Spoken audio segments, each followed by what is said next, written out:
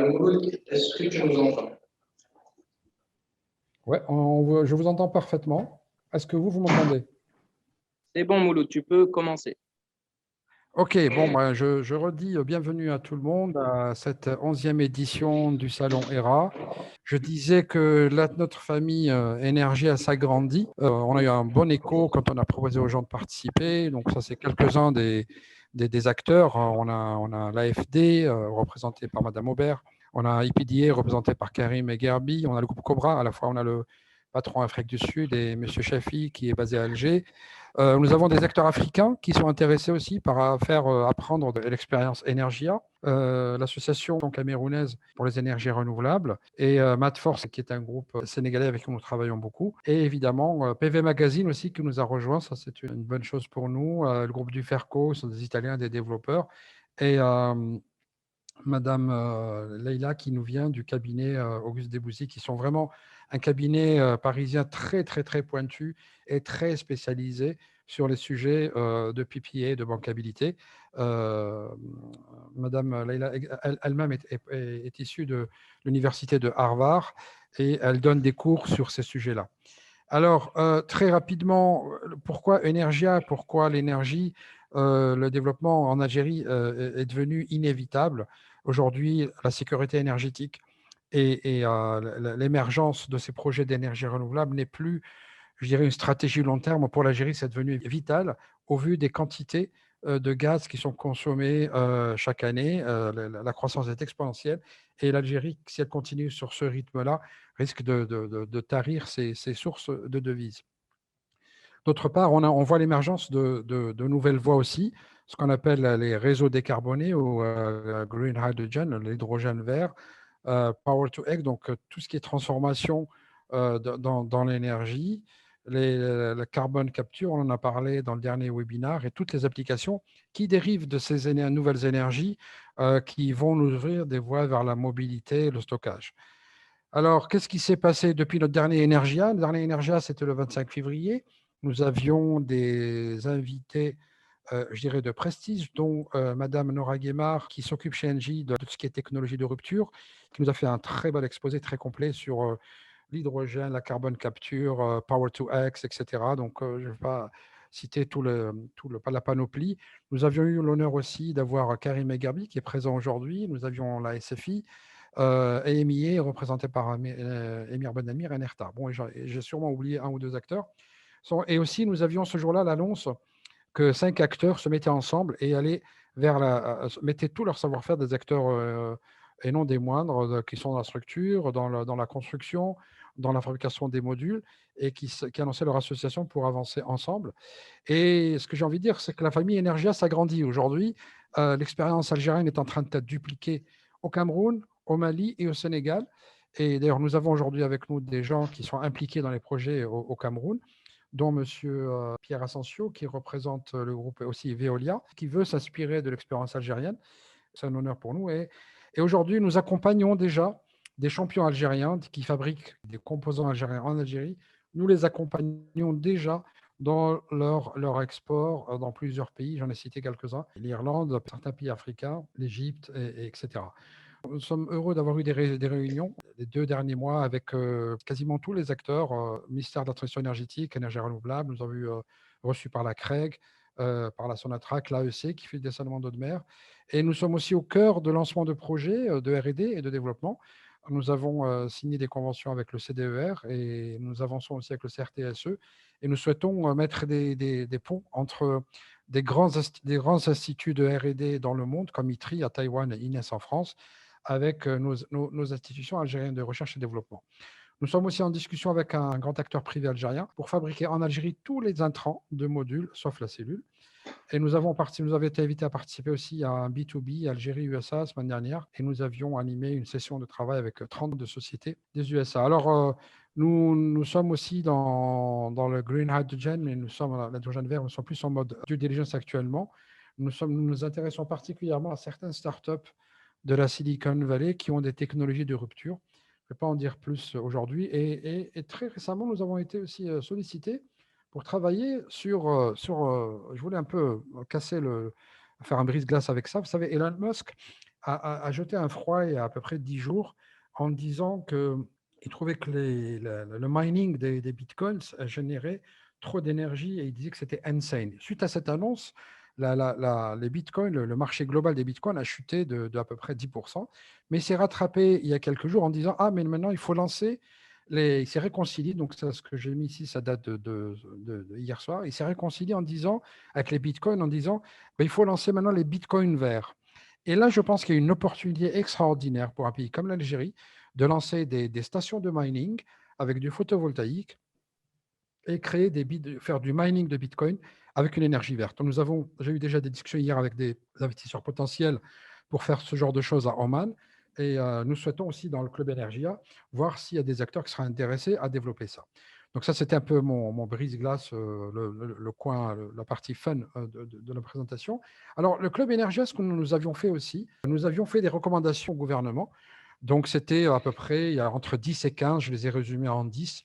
C'est toutes les recommandations que nous avions déjà publiées. Alors, ces recommandations, elles n'émanent pas que du Club Energia, que du secteur privé. Beaucoup de ces recommandations ont été discutées avec les acteurs publics, avec l'actuel ministre de l'Énergie, des gens de Sonelgaz, des gens de Sonatrach, les gens de la CREG, évidemment. Nous sommes assis, on nous a dit, voilà notre vision, qu'est-ce qu'il faut mettre en place pour réussir cette transition énergétique. Donc, je dirais, au moins au début d'année, tous ces items étaient open, les 10 recommandations, mais nous sommes satisfaits aujourd'hui de voir que finalement, les recommandations du Club Energia ont été écoutées. Donc, il y a la création de l'agence, c'est fait. D'ailleurs, il y a quelqu'un du ministère qui m'a appelé, me dit, mais ce que vous avez mis, votre premier item, nous l'avons fait. Donc, c'est la création de l'agence qui s'appelle Shams, qui maintenant va être un guichet unique. La règle des 51-49 a été supprimée. Lors d'une réunion semaine dernière avec le MTIR, le ministère de la Transition énergétique et énergie renouvelable, on sait qu'il y a beaucoup de travail sur la bancabilité, sur la qualité de l'appel d'offres, sur l'ouverture des financements extérieurs, qui n'est malheureusement pas encore un sujet réglé. Je sors d'une réunion à l'instant d'une heure et demie avec Sonelgaz et aujourd'hui, la question du financement extérieur, qui est indispensable à le lancement des projets renouvelables, n'est pas réglé.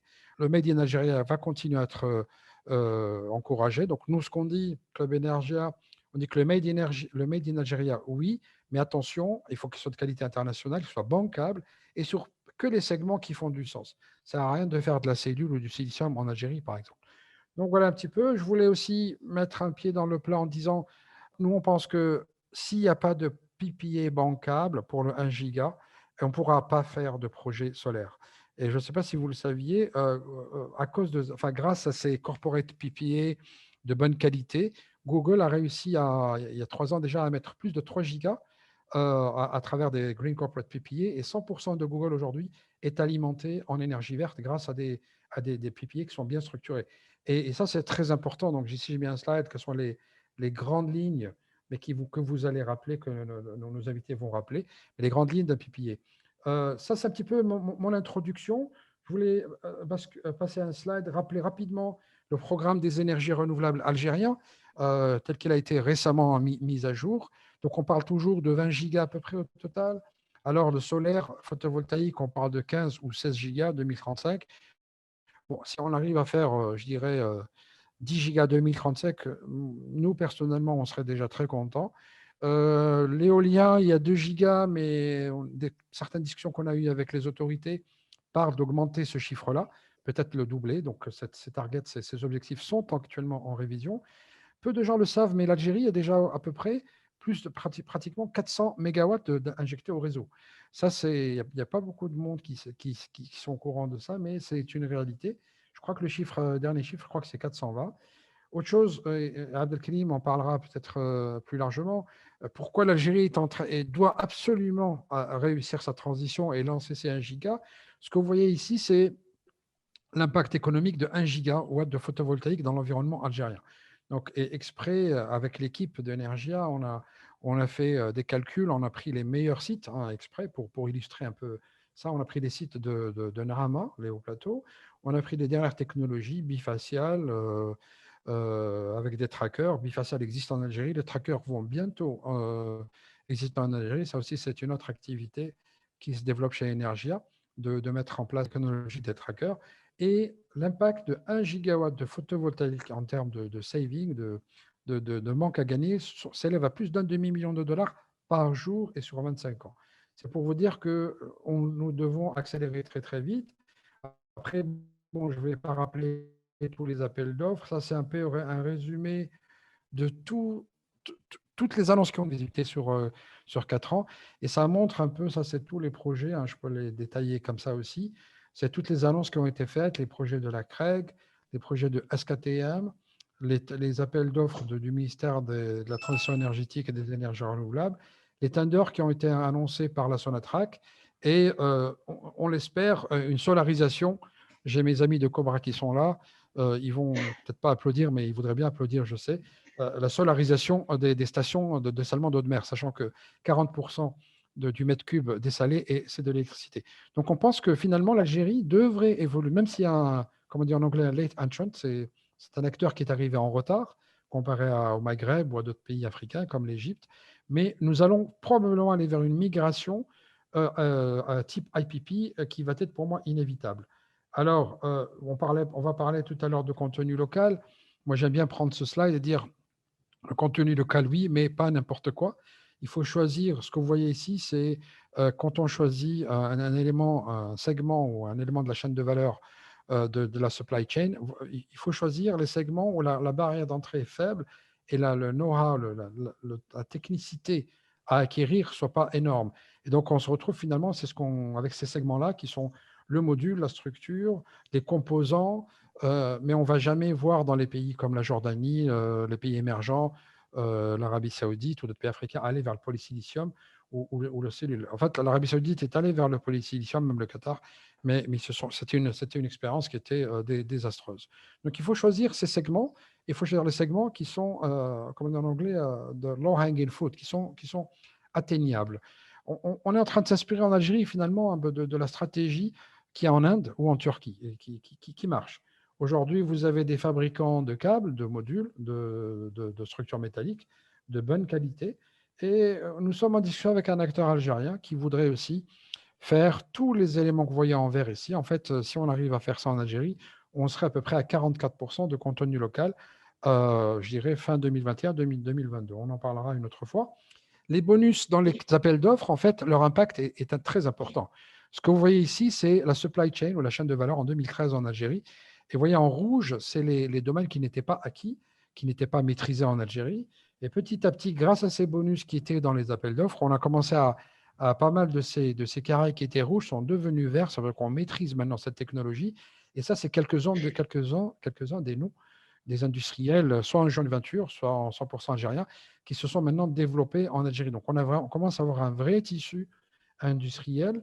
Aussi, je voudrais aussi, en fait, montrer un peu les sociétés existantes en Algérie. Donc, on a quand même déjà pas mal de présence internationale en Algérie, qui est assez diversifiée. Donc, ça veut dire que les gens sont en train d'y croire. Donc, voilà un petit peu, je voulais finir là-dessus et dire que nous, on est contents et ravis que le gouvernement, que les autorités publiques commencent à implémenter les recommandations du Club Energia, qui, encore une fois, émanent des acteurs publics. Nous les avons montés en concertation avec les stakeholders et les acteurs publics de l'énergie et nous qui sommes dans le secteur privé.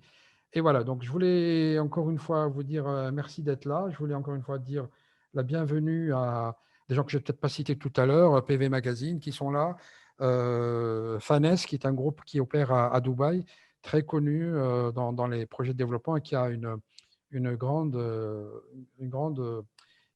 attente pour venir en Algérie et développer des projets d'1 giga avec nous, avec toutes nos équipes. Et voilà, je souhaite aussi la bienvenue à El Souaidi, qui est un acteur local que nous accompagnons sur pas mal de pays africains et j'espère bientôt européens. Bienvenue à Auguste Debussy, à FD, à Emir Power. Emir m'a dit qu'il est un peu stock, il va venir en retard. À NJ et tout le monde, voilà, je vais sûrement en rater quelques-uns. Et bienvenue à tout le monde et merci de nous faire confiance. Et sans plus tarder, donc j'ouvre la session à la session qui va parler de la bancabilité.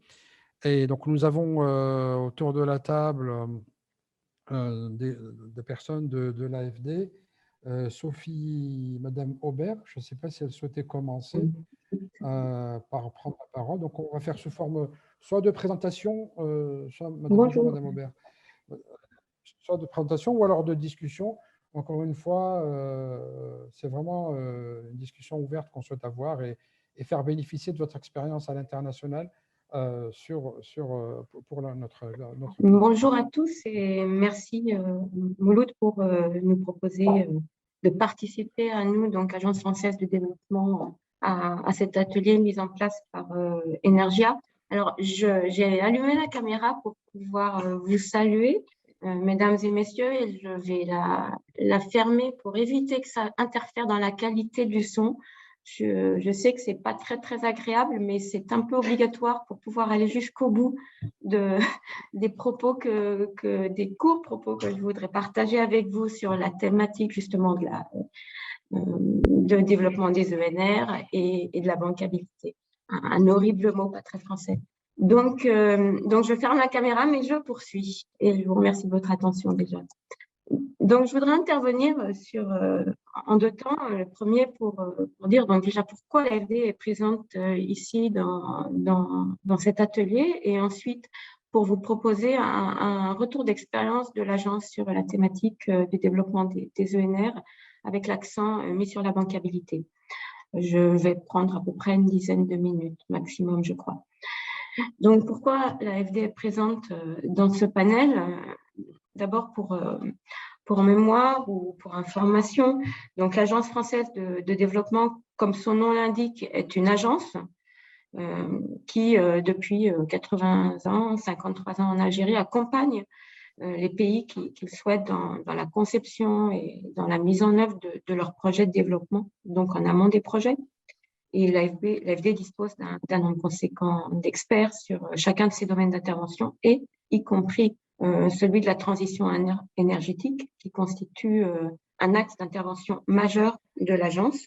C'est une priorité ici en Algérie en cohérence avec les priorités algériennes. C'est également une priorité française donnée à la lutte contre les disruptions climatiques et l'effort global en vue de limiter l'impact des émissions de gaz à effet de serre pour contenir l'élévation du niveau de la température. Donc, tout ceci conformément aux accords de Paris de 2015 sur le climat. Donc, l'AFD, c'est une agence de développement, mais c'est aussi une banque de développement. C'est la banque de développement de la France à l'international. Et dans ce cadre-là, dans le cadre de sa fonction de banque, elle intervient en mobilisant une très large palette d'outils, deux types d'outils, parce que vous avez d'une part l'AFD en tant qu'agence en soi, qui est orientée vers le secteur public et donc qui peut proposer des prêts souverains ou bien des prêts non souverains avec ou sans garantie de l'État en fonction des pays d'intervention, qui peut proposer aussi des garanties, des subventions, tout un arsenal d'outils permettant de mobiliser de l'assistance technique. Donc, une partie qui va vers le secteur public, mais également l'AFD, c'est une filiale qui s'appelle Proparco et qui peut mobiliser globalement le même type de ressources, mais orientée cette fois-ci vers le secteur privé. Et là aussi, il peut servir de prêt, d'apport en capital en fonds propres, garantie, accompagnement technique pour l'essentiel.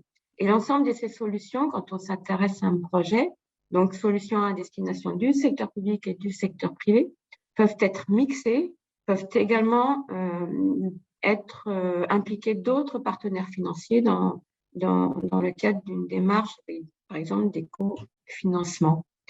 Et tout ceci pratiqué pour ce qui concerne le groupe AFD dans 115 pays actuellement dans le monde, ce qui représente un engagement annuel de 12 à 14 milliards d'euros et avec une priorité, comme je l'ai dit, la transition énergétique. Donc, en gros, pour résumer, l'AFD est un investisseur dans le domaine de la transition énergétique, d'où sa présence à cet atelier. En deuxième temps, je voudrais partager maintenant un retour d'expérience de l'agence justement sur la thématique qui nous intéresse, des énergies renouvelables et plus précisément de la bancabilité. Donc, quand on parle de l'Algérie, donc en état des connaissances que l'on peut avoir des intentions du gouvernement, ce que l'on comprend également, comme vous l'avez dit Mouloud, c'est que l'orientation, l'option retenue dans l'immédiat était plutôt celle de l'IPP. Donc, c'est aussi dans ce cadre que nous projetons en attendant d'en savoir plus. Donc, actuellement, l'essentiel de notre démarche consiste à comprendre et à identifier les différents points d'entrée sur lesquels le groupe AFD, donc AFD Agence, vers le secteur public, AFD Pro-Parcours, interlocuteur du secteur privé, donc dans le cadre de ce schéma IPP, en gros, où pourrions-nous, en tant qu'agence, nous positionner, quels outils mobiliser dans la palette que j'ai décrite un peu plus haut. Et évidemment, pour ce faire, nous avons besoin d'aller au-delà de ce que nous connaissons, c'est-à-dire d'être plus précis, mais on comprend que c'est un processus et que les choses viendront en leur temps. Mais dans ce cadre-là, je voudrais saisir l'opportunité de cet atelier justement pour parler de l'expérience de l'AFD qui est assez riche en matière de réalisation de projets de centrales photovoltaïques en Afrique, que ce soit au Maroc, en Égypte, Sénégal, Burkina, au Kenya, mais également pour l'Afrique, mais également dans d'autres continents. Et vous résumez en quelques mots que nous en retenons de l'essentiel, je dirais les choses importantes, quand on parle de modèle de développement des centrales photovoltaïques. D'abord, le premier point, c'est que très majoritairement, les centrales photovoltaïques développées sur le continent sont effectivement réalisées avec le modèle IPP, dont on parle tout au long de ces quelques jours du salon ERA. Mais un modèle IPP, ça sous-entend d'intégrer l'idée d'une politique de libération progressive, libéralisation progressive du secteur privé dans le pays. Donc ça, c'est un point important. Ça intègre, comme vous le mentionnez tout à l'heure, la possibilité d'une forte baisse des coûts du solaire pour rendre les modèles compétitifs par rapport aux technologies thermiques. Et puis, ça intègre aussi, troisième grande priorité, un ensemble, dans la démarche, un ensemble de mécanismes de couverture des risques adaptés, et j'y reviendrai. Et donc, quand on parle de bancabilité, pour nous en tant qu'agence qui accompagnons au niveau des projets, mais aussi au niveau des politiques publiques en fonction de ce qu'attendent nos partenaires, qui sont des États, eh bien, il est vraiment important d'intégrer pas simplement le projet en soi, mais aussi de replacer le projet dans la stratégie nationale.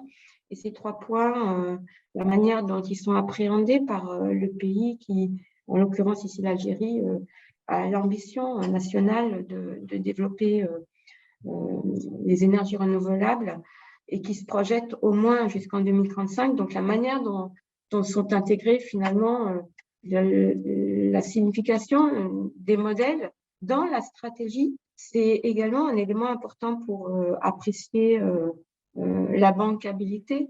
Au final, dans l'appréciation globale de la bancabilité, c'est ce qu'on pourrait appeler le risque politique, au moins en partie, la manière dont les conséquences d'un modèle dans une stratégie se déclinent. Et cela n'empêche pas évidemment de parler des projets en tant que soi. Donc, quand on parle d'un IPP, donc juste pour mémoire, donc on parle de centrales photovoltaïques qui sont développées, qui sont construites, qui sont exploitées et qui sont détenues au moins en partie par le secteur privé, donc avec mobilisation du financement privé, et sont celles de la couverture des risques. Donc, plus précisément, puisqu'on parle de bancabilité, qu'est-ce que cela implique pour nous? Quelques points. Donc, d'abord, ça implique un fort engagement de la partie publique pour couvrir des risques. Et là, on citera quelques points qui nous paraissent vraiment essentiels, notamment au regard, comme vous l'avez dit, des 400 quelques mégawatts déjà en ligne. Donc, l'importance de la clause d'obligation de rachat à long terme, l'importance de la question de la garantie de l'État ou d'une institution financière contre tout ce qui pourrait être les défauts de paiement de l'acheteur, l'importance de l'assurance pour couvrir les risques de change, les risques de convertibilité, et comme je disais aussi tout à l'heure, le risque politique est au moins en partie lié à la bonne compréhension que l'on a de la stratégie nationale sur le long terme, question de la durée des prêts en rapport avec l'investissement, la question du lieu d'arbitrage et plus globalement la question de la capacité à intéresser des acteurs financiers à lever de la dette. Donc pour nous, AFD, c'est la prise en compte de tous ces éléments qui va contribuer à l'obtention des tarifs les plus bas, sachant que la partie finalement du projet de montage financier, c'est plus ou moins c'est une grosse partie finalement du tarif final de l'électricité, on va dire, pour faire court. Et donc, au-delà de ça, de l'approche strictement financière, et je vais en terminer là, il faut aussi envisager d'autres risques, comme par exemple le risque dans un projet de possible retard lié à le temps d'obtention de démarches, d'autorisation, bouclage des financements, des problématiques qui peuvent apparaître comme la sécurisation du foncier, par exemple. Et donc, un projet, pour être bancable, et je conclurai là, c'est d'abord une préparation minutieuse pour la partie publique de ce projet, en amont du projet, avec un temps important sur tout ce qui est étude de faisabilité. Et puis, je dirais que, puisqu'on parle aussi au-delà du projet de la stratégie, il n'y a pas que le modèle IPP, et on peut tout à fait imaginer une approche de plus long terme, l'intérêt qu'il pourrait y avoir pour la GERI et pour les différents acteurs du secteur à comparer des modèles dans une période longue. Certains modèles ont des avantages et des inconvénients, d'autres. Dans le cadre d'une stratégie où on ne s'arrête pas au projet P de l'instant, eh bien, on peut avoir aussi un intérêt au niveau national à mixer les modèles pour jouer sur les avantages des uns à un moment, les inconvénients des autres. Certains modèles peut-être sont plus exigeants en termes d'investissement initial, d'autres ont d'autres. Enfin, chaque modèle a ses avantages et ses inconvénients, et c'est dans le cadre de cette stratégie qu'on peut jouer pour, in fine, avoir un investissement massif du pays dans le photovoltaïque et plus généralement dans les ENR, et une transition énergétique bien amorcée et solide et bien ancrée comme le souhaite le faire le gouvernement. Donc voici en résumé ce que je pouvais partager avec vous sur le thème proposé à la discussion ici. Je vous remercie de votre attention. Merci beaucoup. Nous vous remercions. Je vais laisser rapidement, je vais faire tourner la table, comme on dit.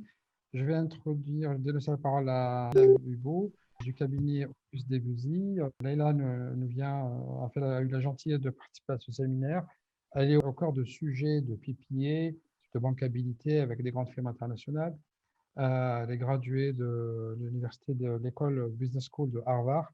Et donc, bien sûr, c'est les gens qui sont là aujourd'hui seront accessibles après, si on a des questions particulières, via le Club Energia, et nous serons ravis de continuer à poursuivre ces travaux. Leïla, comme on dit, le floor is yours.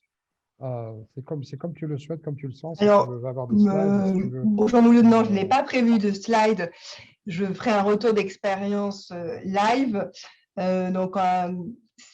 Dites-moi dans l'assemblée si vous voyez que le son se dégrade avec la caméra. Je vais prendre le parti un tout petit peu différent de Sophie, de garder la caméra pour rendre les choses un tout petit peu conviviales. Mais si vous ne m'entendez pas, surtout, n'hésitez pas et j'enlèverai ma caméra. Bonjour à tous. Bon, parfait. Donc, bonjour à tous. Ravi effectivement d'être là. Merci Sophie pour cette introduction plus que large et complète sur la problématique de bancabilité des projets solaires. Juste pour vous donner un rapide aperçu de ma pratique et pourquoi je suis là aujourd'hui. Donc, moi, je suis avocat. Je fais partie du cabinet Auguste Debussy. Je suis associée dans le département énergie-infrastructure. Et à ce titre, ça fait plus de 20 ans que je travaille de manière exclusive sur le continent africain, que ce soit au Maghreb, que ce soit en Afrique subsaharienne. Et qu'est-ce que je fais depuis ces nombreuses années? Je conseille soit les développeurs, soit des fonds d'infrastructure, soit des États pour mettre en place des projets d'infrastructure en mode financement de projet. Et puis, depuis à peu près la COP21, effectivement, lorsqu'on a vu le boom des énergies renouvelables grâce aux avancées technologiques et aux problématiques de changement climatique, j'ai lancé la pratique énergie renouvelable dans un cabinet précédent que je porte avec moi depuis plusieurs années.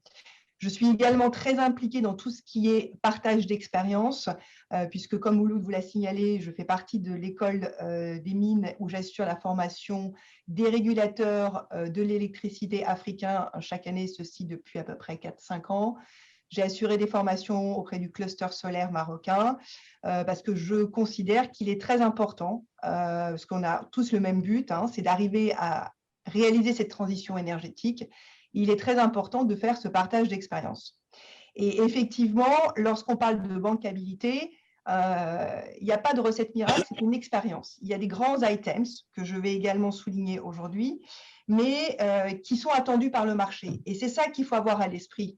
L'Algérie, effectivement, est un grand pays, a un potentiel solaire absolument gigantesque, et donc a tout pour réussir à introduire cette énergie photovoltaïque dans son mix énergétique, avec des implications sur les IPP, avec des implications sur ce qu'on appelle les corporate PPA. Donc, il y a vraiment un volet énorme qui peut s'ouvrir. Mais ce qui est important de garder à l'esprit, et je pense que nos amis du secteur privé, alors si je prends Veolia, Engie, Cobra ou IMEA, tout le monde sera d'accord avec moi, lorsqu'un appel d'offres est lancé sur le marché, à un instant T, en fait, d'autres pays lancent aussi un appel d'offres. Et donc, les pays se retrouvent de manière totalement logique en concurrence. Et les acteurs privés vont regarder, alors évidemment, quand l'Algérie lance un appel d'offres, l'intérêt est énorme parce qu'il y a un potentiel qui est là, il y a des garanties qui sont là, l'Algérie n'est pas n'importe quel pays, mais on va regarder différents pays en même temps, en tant qu'investisseur potentiel. Et qu'est-ce qu'on va regarder? Alors, on va regarder évidemment tout ce qui est le tarif, la faisabilité, le terrain, mais on va également regarder la documentation juridique. Alors, évidemment, comme je suis avocate, je vois toutes les choses du côté de ma lorgnette, comme on dit. Et la documentation juridique, lorsque l'on est en financement de projet, est essentielle, parce que c'est ce qui va vous assurer les recettes pour les 20-25 ans. Mais pas uniquement les recettes, ça va vous assurer également, et c'est ce que Sophie vous a souligné tout à l'heure, le service de la dette. Donc, lorsqu'on monte un projet en IPP, le seul moyen, les seuls revenus seront les revenus provenant de la production d'énergie électrique, et ces revenus seront sécurisés au moyen du PPA, le Power Purchase Agreement. Et donc, lorsque ces appels d'offres sont lancés, des avocats, des financiers, des techniciens sont embauchés, des conseillers techniques, sont embauchés par les différents sponsors ou développeurs qui sont intéressés, qui vont investir sur cet appel d'offres et qui vont regarder les termes de cet appel d'offres. Et lorsqu'ils vont regarder les termes de cet appel d'offres, ils s'attendent à avoir une pratique de marché. Et il est important que lorsqu'on arrive sur la scène internationale, la documentation qui est mise à la disposition soit une documentation aux standards internationaux. On ne peut pas se permettre d'arriver avec une documentation où on se dit de toute façon, on va tout renégocier puis on verra bien ce qui se passera. Non, parce qu'en fait, le marché peut se lasser et considérer d'autres opportunités. Donc, il est important, et c'est ce que Sophie vous a dit, c'est qu'il y a un travail de préparation en amont qui est fait, qui soit sérieux. Et lorsqu'on se présente sur la scène internationale de l'IPP solaire, qui est un marché extrêmement compétitif avec des tarifs très bas, on soit en ligne. En fait, on sait ce qu'on attend et s'il n'y a pas ça, ce sera très compliqué. Et je peux vous assurer que j'ai aussi travaillé à un moment donné de ma vie sur des IPP solaires en Iran. Donc, ça n'a rien à voir, mais on avait un pays qui revenait sur la scène internationale avec des projets solaires. Et il y a des choses qui n'existaient pas et c'était très, très problématique. Alors, c'est quoi la grille de lecture d'un IPP? C'est assez simple, en fait, en étant très compliqué, et j'irai droit au but. La première des choses, c'est l'arbitrage. On veut un arbitrage international. On veut sortir le conflit du pays. S'il n'y a pas ça, c'est un no-go, en fait. On va s'arrêter là. On va remonter ça à nos clients qui vont nous dire, bon, laissez tomber, on ne va pas plus loin. On veut également s'assurer que s'il se passe un problème, on ait une indemnité de résiliation qui soit suffisante, au moins pour couvrir la dette. Parce que le financement de projet est un mécanisme contractuel, un mécanisme financier qui a été mis en place, qui permet de servir la dette d'un projet. Mais si le projet se passe mal, on ne peut pas démonter l'installation, c'est compliqué. On ne peut pas revendre à un autre off-taker parce que généralement, on n'est pas dans un marché libéralisé sur tout ce qui est distribution, commercialisation. Et donc, les banquiers, autres agences de développement, la pratique de marché veut que le service de la dette soit couvert si ça se passe mal. Deuxième élément qui est important, on est en take or pay, évidemment. Take or pay, pourquoi? Parce qu'on a un seul client. Donc, si moi, j'investis, si moi, je suis prête à produire et que je n'ai pas de problème dans ma centrale et que batterie limite, tout se passe bien, mais qu'on a un problème de réseau, qu'on a un problème de politique globale, etc., et que du jour au lendemain, votre unique acheteur, votre off-taker décide de ne plus acheter votre électricité, ce n'est pas votre problème. Vous devez payer pour pouvoir servir la dette, pour pouvoir servir des intérêts, évidemment, à une rentabilité à vos investisseurs. Autre élément important, la devise. Ça, c'est très compliqué. C'est très compliqué parce que la devise fait peser sur les finances publiques un risque de change. On emprunte généralement en euros ou en dollars. Et si on est payé en monnaie locale, il y a la problématique de dévaluation. Alors, on a des instruments financiers pour couvrir le risque de change. Ça renchérit le coût de l'énergie. Et qui dit renchérir le coût de l'énergie va dire renchérir le tarif, in fine. Et donc, pour un état d'accueil, cela veut dire que l'allocation des finances publiques ou des ressources publiques sera plus importante pour payer un tarif qui sera plus cher parce qu'il faut couvrir cet instrument financier.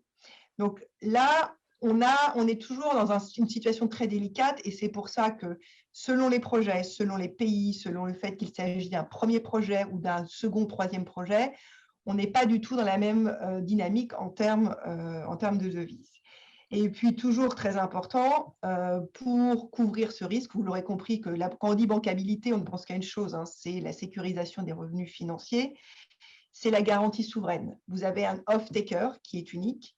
Alors, dans le cas de l'Algérie, ce sera certainement un peu différent de ce qu'on a pu voir dans d'autres pays. Vous avez des off-takers qui ne sont pas dans la même santé financière, où là, on vient demander, en plus de tout cela, une garantie souveraine de l'État pour couvrir la défaillance de votre acheteur unique.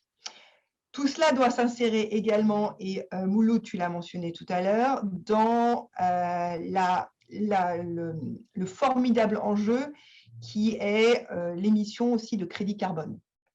De plus en plus, on le voit dans nos projets, la possibilité d'obtenir, que ce soit alors sur le marché volontaire du crédit carbone, des crédits carbone associés à la mise en place de ces projets, ce sont des outils qu'il faut regarder.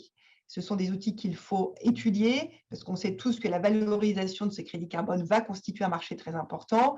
L'Algérie également a forcément un bilan carbone quand même assez lourd avec l'exploitation pétrolière et gazière. Je ne sais pas si ça a été appréhendé dans la politique générale, de quelle manière ces crédits carbone pourraient être alloués lors des projets algériens. C'est une question que je laisse à l'auditoire pour de prochains ateliers. Voilà en deux mots ce que je voulais dire. Maintenant, l'allocation des projets, c'est très compliqué. C'est un métier, c'est le mien, ça c'est sûr. Et en fonction de ça, effectivement, ça a un coût sur l'impact sur le coût du projet. Donc, je ne peux que vous inviter à avoir des contrats qui répondent à la pratique de marché, qui soient équilibrés, parce que ça ne veut pas dire qu'on va que dans un sens. Un beau projet est un projet équilibré qui durera à long terme. Voilà. Merci beaucoup pour ces informations fort intéressantes. J'avais une toute petite question comme ça. Take or pay, garantie souveraine. Take or pay, oui, pardon. Mécanisme de take or pay, donc une clause dans laquelle l'off-taker dit si vous m'avez construit 20 mégawatts, quoi qu'il se passe, si toi, producteur, tu es prêt à produire les 20 mégawatts, je te les paye. Si je ne les prends pas, c'est take, je les prends, or pay, je les paye. Quelle que soit en fait l'injection ou non sur le réseau. Et la garantie souveraine est une garantie émise par l'État, généralement au bénéfice donc, des prêteurs, où l'État s'engage à se substituer à son off-taker en cas de défaillance, de défaillance, et à payer surtout l'indemnité de résiliation au cas où le contrat est arrêté avant son terme. Et c'est là où on peut faire appel à des produits comme MIGA de l'IFC Alors, et autres MIGA est un qui tout. viennent partiellement, Voilà, c'est partiellement partiel, ça couvrir, couvre partiellement. En fait, la problématique MIGA couvre le risque d'expropriation, le risque de non-convertibilité, mais qu'est-ce qui se passe? MIGA ne couvre pas les cas de résiliation anticipée du PPA, et quel que soit le cas de résiliation. D'accord, ok. Merci beaucoup. Je ne sais pas si Abdelkrim, qui est sur place, a des questions de l'audience, ou sinon on passe à Karim Garbi. Abdelkrim, si tu nous entends. En tout cas, c'était très clair. Oui, Merci oui, je beaucoup. vous entends, on vous entend très bien. S'il y a des questions dans la salle, je vais laisser les gens se manifester et vous poser la question, mais je propose de continuer. Oui. Karim, the floor is yours, mon ami. Karim, Oui. c'est la deuxième fois qu'il vient parler de bancabilité avec nous. On est très content de l'avoir. Et c'est grâce à Karim qui m'introduit la charmante Leïla avec tout son panoplie de connaissances sur la PPA et bancabilité. Alors, Leïla ne l'a pas dit, mais elle est très humble. Elle enseigne aussi dans pas mal d'écoles, de grandes écoles en France, tous ces rudiments, tous ces outils de bancabilité, de PPA. Elle donne des cours dans ces domaines-là. Mais bon, elle est assez humble, elle ne l'a pas mentionné. En tous les cas, merci à toi et merci Karim de nous l'avoir introduit. Et je te laisse la parole, Karim. Merci Mouloud et bonjour à tous. C'est difficile de compléter après les discussions de Leïla et de Sophie qui étaient vraiment excellentes. Donc bravo à vous deux sur les questions de bancabilité. Je dirais que moi je vais prendre une approche un peu plus peut-être du point de vue du développeur de projet, puisque déjà c'est plus c'est mon cadre de travail aussi. Donc je vais partager avec vous une présentation si j'y arrive. Est-ce que ça se voit bien? Ouais, ça va, ça passe bien. Ok. Donc, je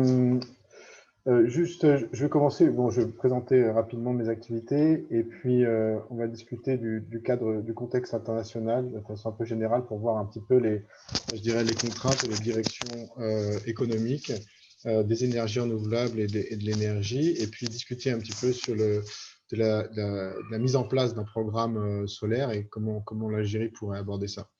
Donc, très rapidement, donc, sur mon activité, je fais de l'origination de projet. L'origination de projet, ça veut dire que je regarde un petit peu la société, on regarde, dont je suis fondateur, on regarde les marchés, plutôt Asie centrale, Afrique et Europe, de l'énergie, et en particulier des énergies renouvelables.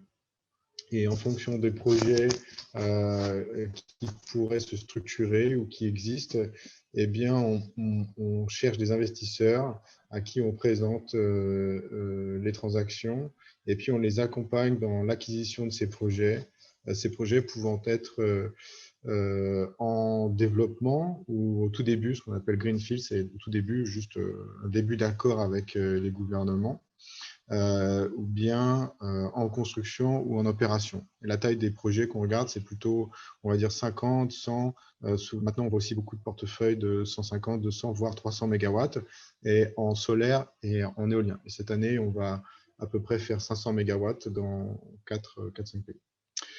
Ça vous donne une idée un peu des projets qu'on fait en Italie, en Inde, au Cambodge, au Vietnam, et puis les acteurs avec lesquels on travaille, et notamment on a un accord particulier stratégique avec Total Eren, qui est la filiale IPP du groupe Total, et qui aujourd'hui a 3,5 gigawatts en opération et construction dans le monde.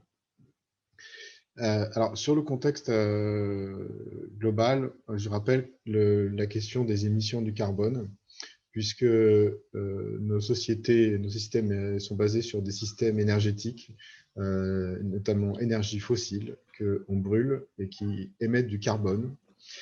Et ce carbone, il s'accumule dans l'atmosphère, et on est arrivé à donc il produit l'effet de serre, qui fait que notre température augmente, la température de la Terre augmente. Et on a un certain budget à ne pas dépasser si on ne veut pas dépasser des augmentations de température qu'on a estimées. Alors, ça peut être plus 1,5 degré, plus 2 degrés, plus 3 degrés. Et donc, on fait des scénarios pour savoir à quel rythme il faut réduire nos consommations en énergie fossile pour espérer rester à une augmentation de température qui soit encore vivable pour nos sociétés. Sachant que la différence entre 1,5 et 2 degrés, par exemple, eh bien, c'est 200 à 270 millions de personnes en plus qui vivraient à la précarité au niveau de l'eau. Donc, c'est vraiment chaque 0,1 degré compte.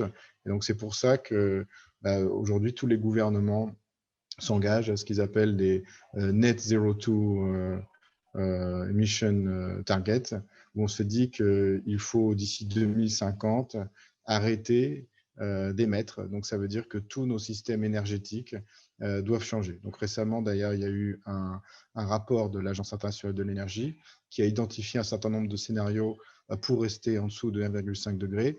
Et donc, on voit qu'à partir d'aujourd'hui, jusqu'en 2050, 90% donc, des centrales électriques qui doivent se connecter au réseau doivent être des énergies renouvelables. Alors, est-ce que c'est possible? On voit, c'est ce qui se passe aujourd'hui. Donc, l'année dernière, l'année d'avant, on a également eu dans le monde 90%, un peu plus de 90% de nos centrales électriques qui sont raccordées au réseau, qui étaient bien des centrales solaires et éoliennes. Alors, la moitié se retrouve en Chine, et puis ensuite, vous avez les États-Unis, l'Inde, et puis c'est réparti dans les zones géographiques.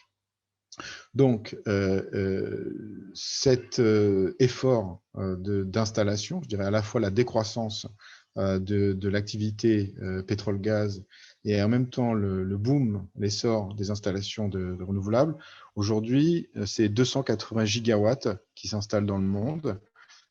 Et ça correspond à peu près à un chiffre d'affaires, on va dire, du secteur de 300 milliards. Et ce chiffre d'affaires doit augmenter, doit doubler d'ici 2030. Donc, on est vraiment dans des phases de croissance extrêmement fortes de ce secteur, ce qui n'a rien d'étonnant puisqu'on a mis un siècle à bâtir nos systèmes énergétiques et on doit les changer en 30 ans. Donc, forcément, ça nécessite une croissance très forte.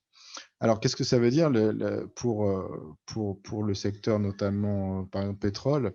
Eh bien, si vous voulez, il y a le secteur électrique, mais le pétrole n'est pas utilisé très peu pour l'électricité. Évidemment, c'est essentiellement utilisé pour les transports. Et donc, pour arrêter de brûler les énergies fossiles, ce qui est imaginé aujourd'hui, enfin, c'est le scénario de tous les pays aujourd'hui, qui est proposé par toute institution, c'est d'électrifier au maximum nos usages. Et donc, par exemple, pour les transports, passer par la voiture électrique, pour le chauffage, passer aux pompes, les pompes à chaleur, etc. Et vous avez aussi pour l'industrie, par exemple, pour la production, et donc ça on pourra revenir, pour la production d'ammoniac, passer à l'ammoniac vert. Donc, ça veut dire que tout ce qui est hydrogène, le faire à partir notamment de l'électricité.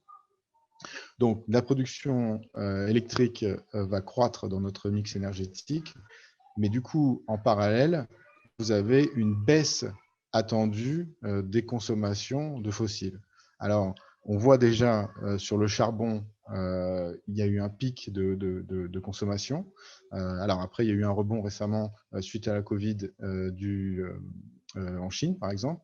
Mais sur le long terme, quand même, il est imaginé que la production de charbon va progressivement décroître et pour rester dans quelques pays, finalement, en Asie. En tout cas, en Europe, par exemple, plus de la moitié des centrales à charbon ne font plus d'argent, c'est fini. Elles sont en perte et donc le but, c'est de déguerpir du secteur au plus vite. Sur le gaz, c'est un peu différent puisque effectivement, les énergies renouvelables qui vont progresser sur nos réseaux, en fait, sont intermittentes et donc on estime quand même que le gaz va rester présent, mais le but quand même, les énergies renouvelables donc, poussent vers la sortie du charbon et le gaz est le prochain sur la liste.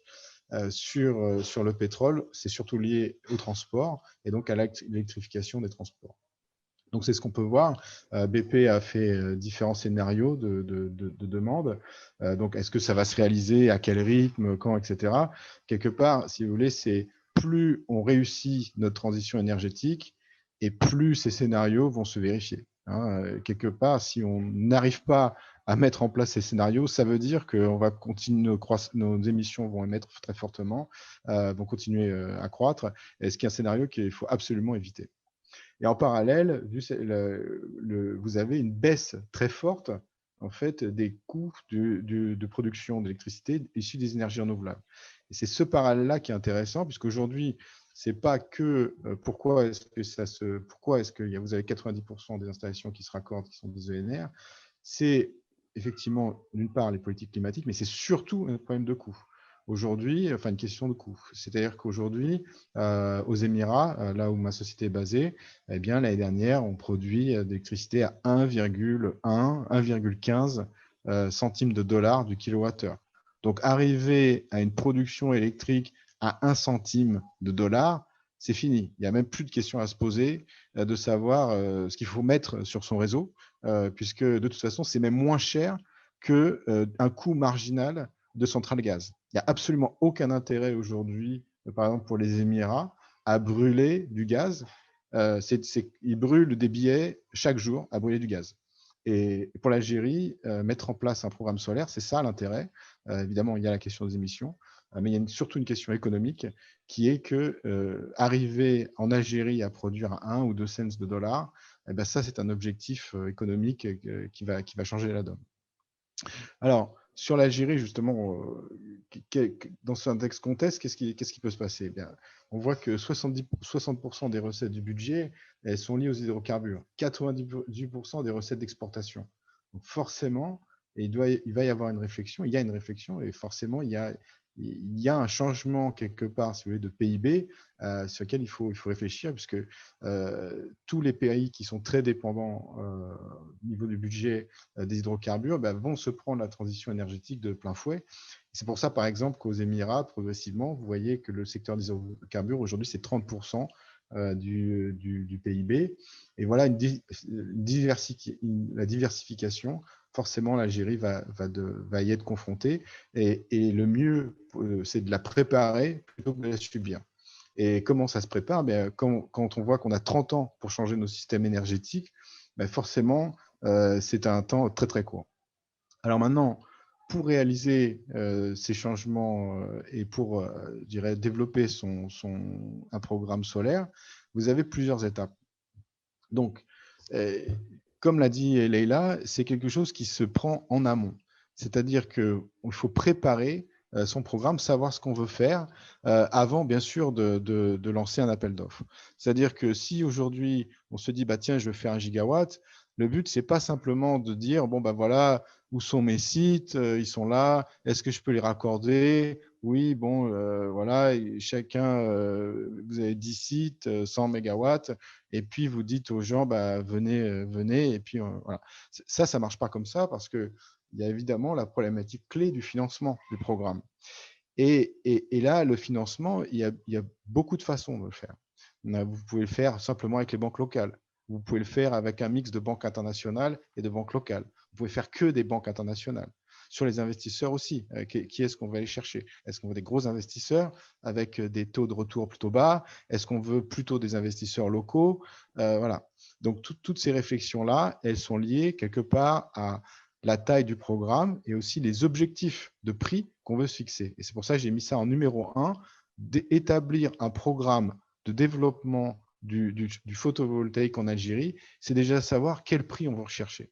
Parce que si on se dit, voilà, 4 cents, ça me va dans mon système énergétique, bien, on fait un modèle financier qui permet d'arriver à 4 cents et on regarde, peut-être que finalement, pas besoin de tirer la dette à 20 ans. Peut-être à 15 ans, ça passe. Peut-être que même à 12 ans, ça passe. Peut-être qu'avec tel taux de retour, je vais chercher tel investisseur avec tel taux de retour, ça peut passer.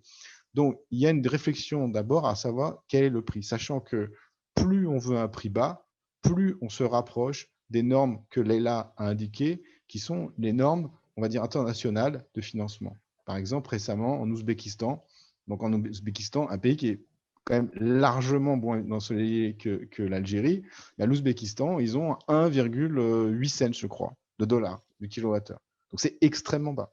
Et pourquoi ils ont 1,8 cents? Pas parce qu'ils ont ils ont un contrat d'achat d'électricité qui est extrêmement bancable, avec une garantie souveraine qui est derrière, un processus d'appel d'offres qui est extrêmement bien réfléchi, dans lequel vous avez des gros investisseurs qui se sentent à l'aise dans un tel programme et qui peuvent se permettre. Il y a une vraie bataille et sur les prix et ils veulent le décrocher, ce projet, ils le veulent. Et donc, et ça aboutit à ce genre de prix. Donc déjà, il y a à savoir quel est le prix auquel je vais atteindre. Le deuxième, c'est évidemment la capacité. Quand on voit la capacité qui est installée en Algérie, on se dit, bon, ben voilà, à horizon 10 ans, quel est mon objectif solaire? Bon, ben, si c'est par exemple 10 gigawatts, eh bien, comment je vais mettre en place ces 10 gigawatts? Évidemment, on ne va pas faire 10 gigawatts en une fois. On va faire ça progressivement. Et ça, il y a une montée en charge, déjà, par exemple, ne serait-ce que du secteur local. Mouloud l'a très bien dit, avec tous les acteurs algériens qui s'organisent, que ce soit pour des productions de structures, des productions de panneaux solaires, que ce soit pour des activités de sous-traitance de construction, voire même de prendre le contrat de construction. Et bien ça, cette montée en puissance, elle se fait dans le temps. Dans un programme solaire. En général, si vous voyez par exemple l'Inde, l'Afrique du Sud, qui sont partis de zéro pour mettre en place leur industrie, eh bien, ça prend 3 ans, 5 ans, 2 ans. Bon, et ça dépend évidemment de la taille qu'on veut aboutir. Mais ça prend quelques années. Donc, du coup, il faut réfléchir aussi au segment et surtout avoir une visibilité. Ce n'est pas simplement un premier appel d'offres, on fait 1 gigawatt et puis après, on verra. Parce que du coup, les acteurs, ils ne peuvent pas vraiment se dire, voilà, je vais m'organiser pour avoir chaque année un volume d'affaires, un volume d'activité à pouvoir absorber. Le troisième point, c'est les réseaux, évidemment. Donc ça, il faut choisir en fonction des endroits où les centrales solaires auront le plus de valeur sur le réseau. Les 4, c'est l'industrie à développer. Bien, ça, c'est l'identification. Donc ça, c'est le Club Énergia qui fait ça, qui est très, très bien, qui identifie les industries à valeur ajoutée, là où l'Algérie peut avoir un plus, puisqu'évidemment, si on met une contrainte de présence locale, eh bien, si l'industrie n'est pas là ou elle n'est pas prête, eh bien, cette contrainte, elle va aboutir déjà à des risques, puisque les investisseurs vont se dire, tiens, est-ce que je peux vraiment me reposer sur cette société? Et puis d'autre part, à des coûts plus élevés, puisque l'industrie n'est pas prête encore à absorber des gros volumes. Donc ça, il faut bien réfléchir aussi sur ce qu'on appelle le contenu local, le content, à comment le structurer pour pouvoir accompagner efficacement le secteur, le développement d'un programme. Et ensuite, il y a les modes de financement. Donc, une fois qu'on a à peu près compris, qu'on sait à peu près ce qu'on veut, c'est à ce moment-là qu'il faut aller voir les banques. Et il faut aller les voir, puisqu'en fait, la mise en place, et ça a été dit aussi, la mise en place de documentation de contrats d'achat d'électricité et de garantie souveraine, c'est une négociation. Et comme dit Léla, c'est issu de l'expérience. C'est-à-dire que vous n'allez pas avoir 2 templates, vous allez dire, voilà, c'est ça que ça va faire. Non, c'est de la même façon que dans le quotidien, une société va négocier son contrat de je ne sais pas quoi, et bien de la même façon, l'État négocie avec les banques de développement pour avoir un contrat qui peut, je dirais, permettre ce qu'on appelle le financement de projet, et ce sera ma prochaine slide, le financement de projet, qui est un financement sans recours que je vais décrire un peu plus en détail. Et donc ça, cette négociation, elle doit se faire en amont. Et je donne un exemple. En Égypte, vous avez eu ce très grand programme de plusieurs gigawatts, 4,5 je crois, ou 5 gigawatts, qui a été mis en place récemment, il y a quelques années, et qui a été un très beau succès. Mais la première phase, par exemple, elle n'a pas eu un grand succès. La première phase, alors qu'il y avait un pipeline de 1 gigawatt, il y a eu, je crois, 2 ou 3 projets seulement qui ont été faits. Et pourquoi?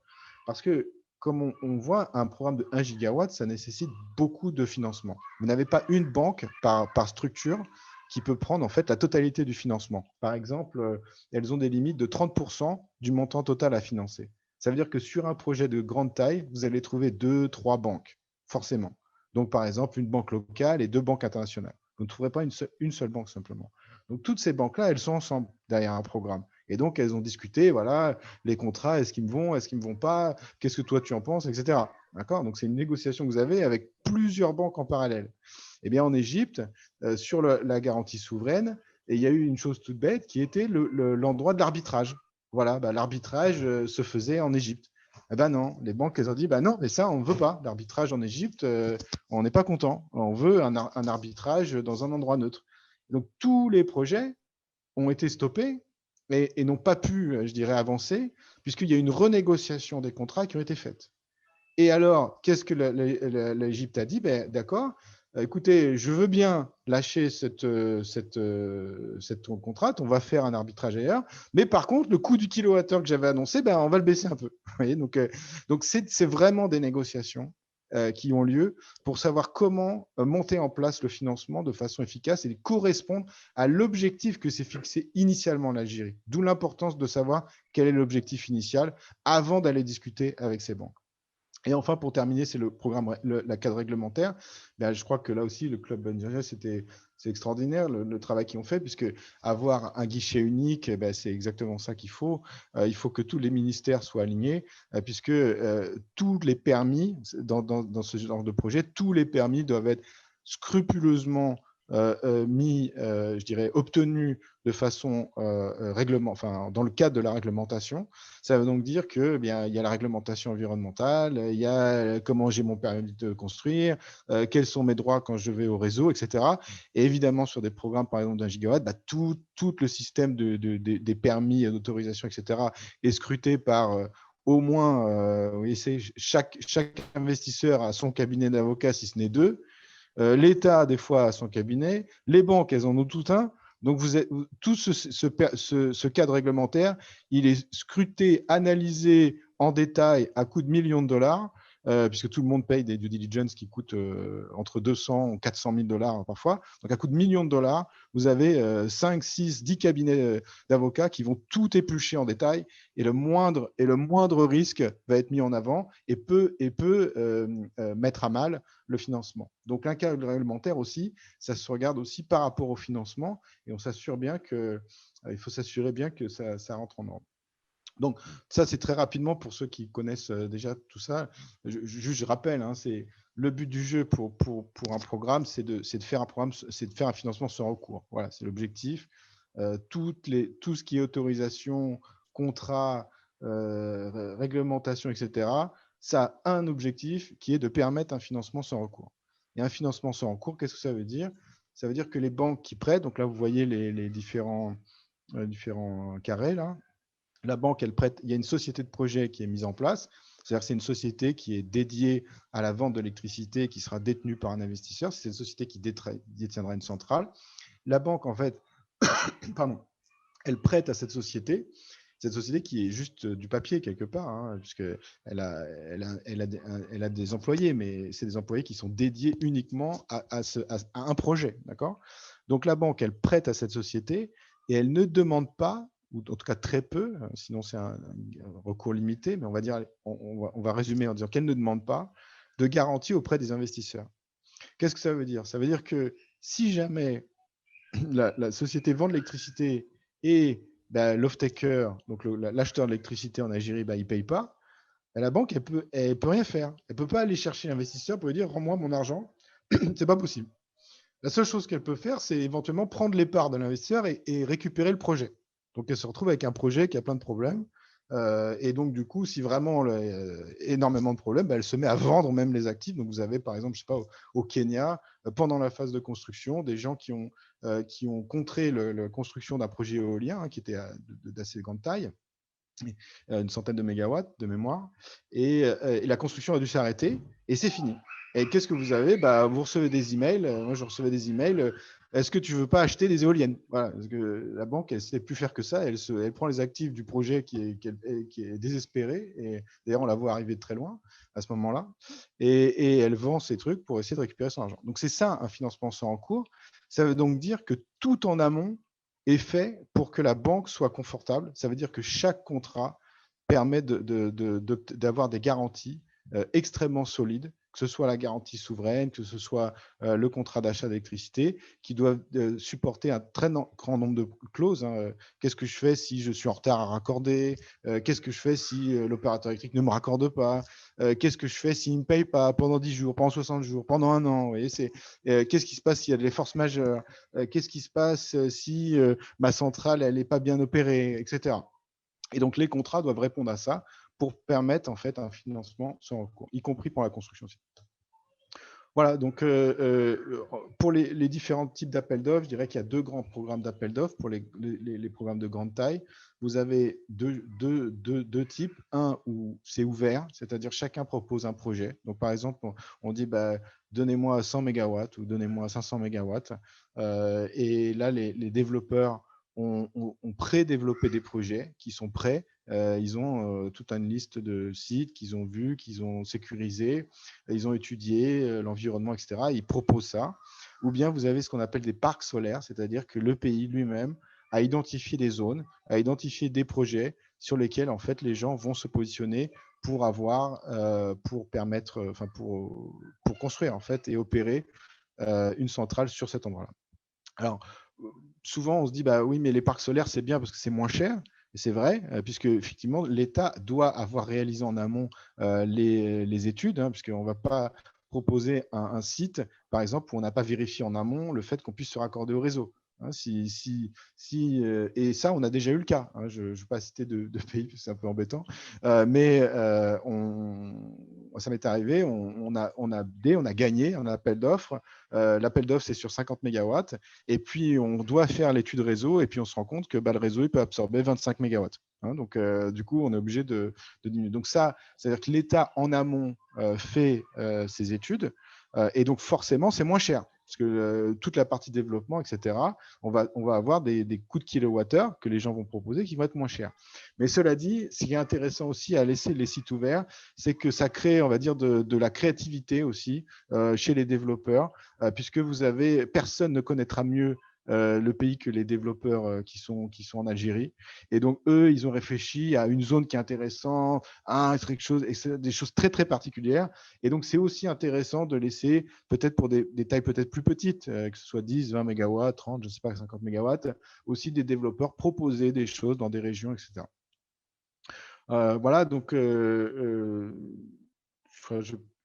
l'idée ici, oui, je parlais, c'est de la segmentation, c'est-à-dire, voilà, on pourrait imaginer que vous ayez deux types, enfin une segmentation des appels d'offres avec des choses de très grande taille, des parcs solaires, où là, on va attirer des gros investisseurs, on va attirer du volume.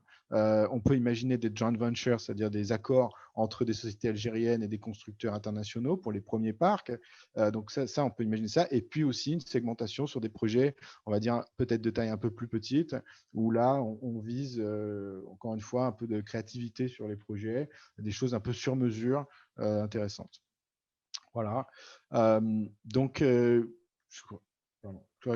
dirais, pour conclure, peut-être quelques idées. Évidemment, le solaire, un programme, ça doit être inclus dans un schéma directeur.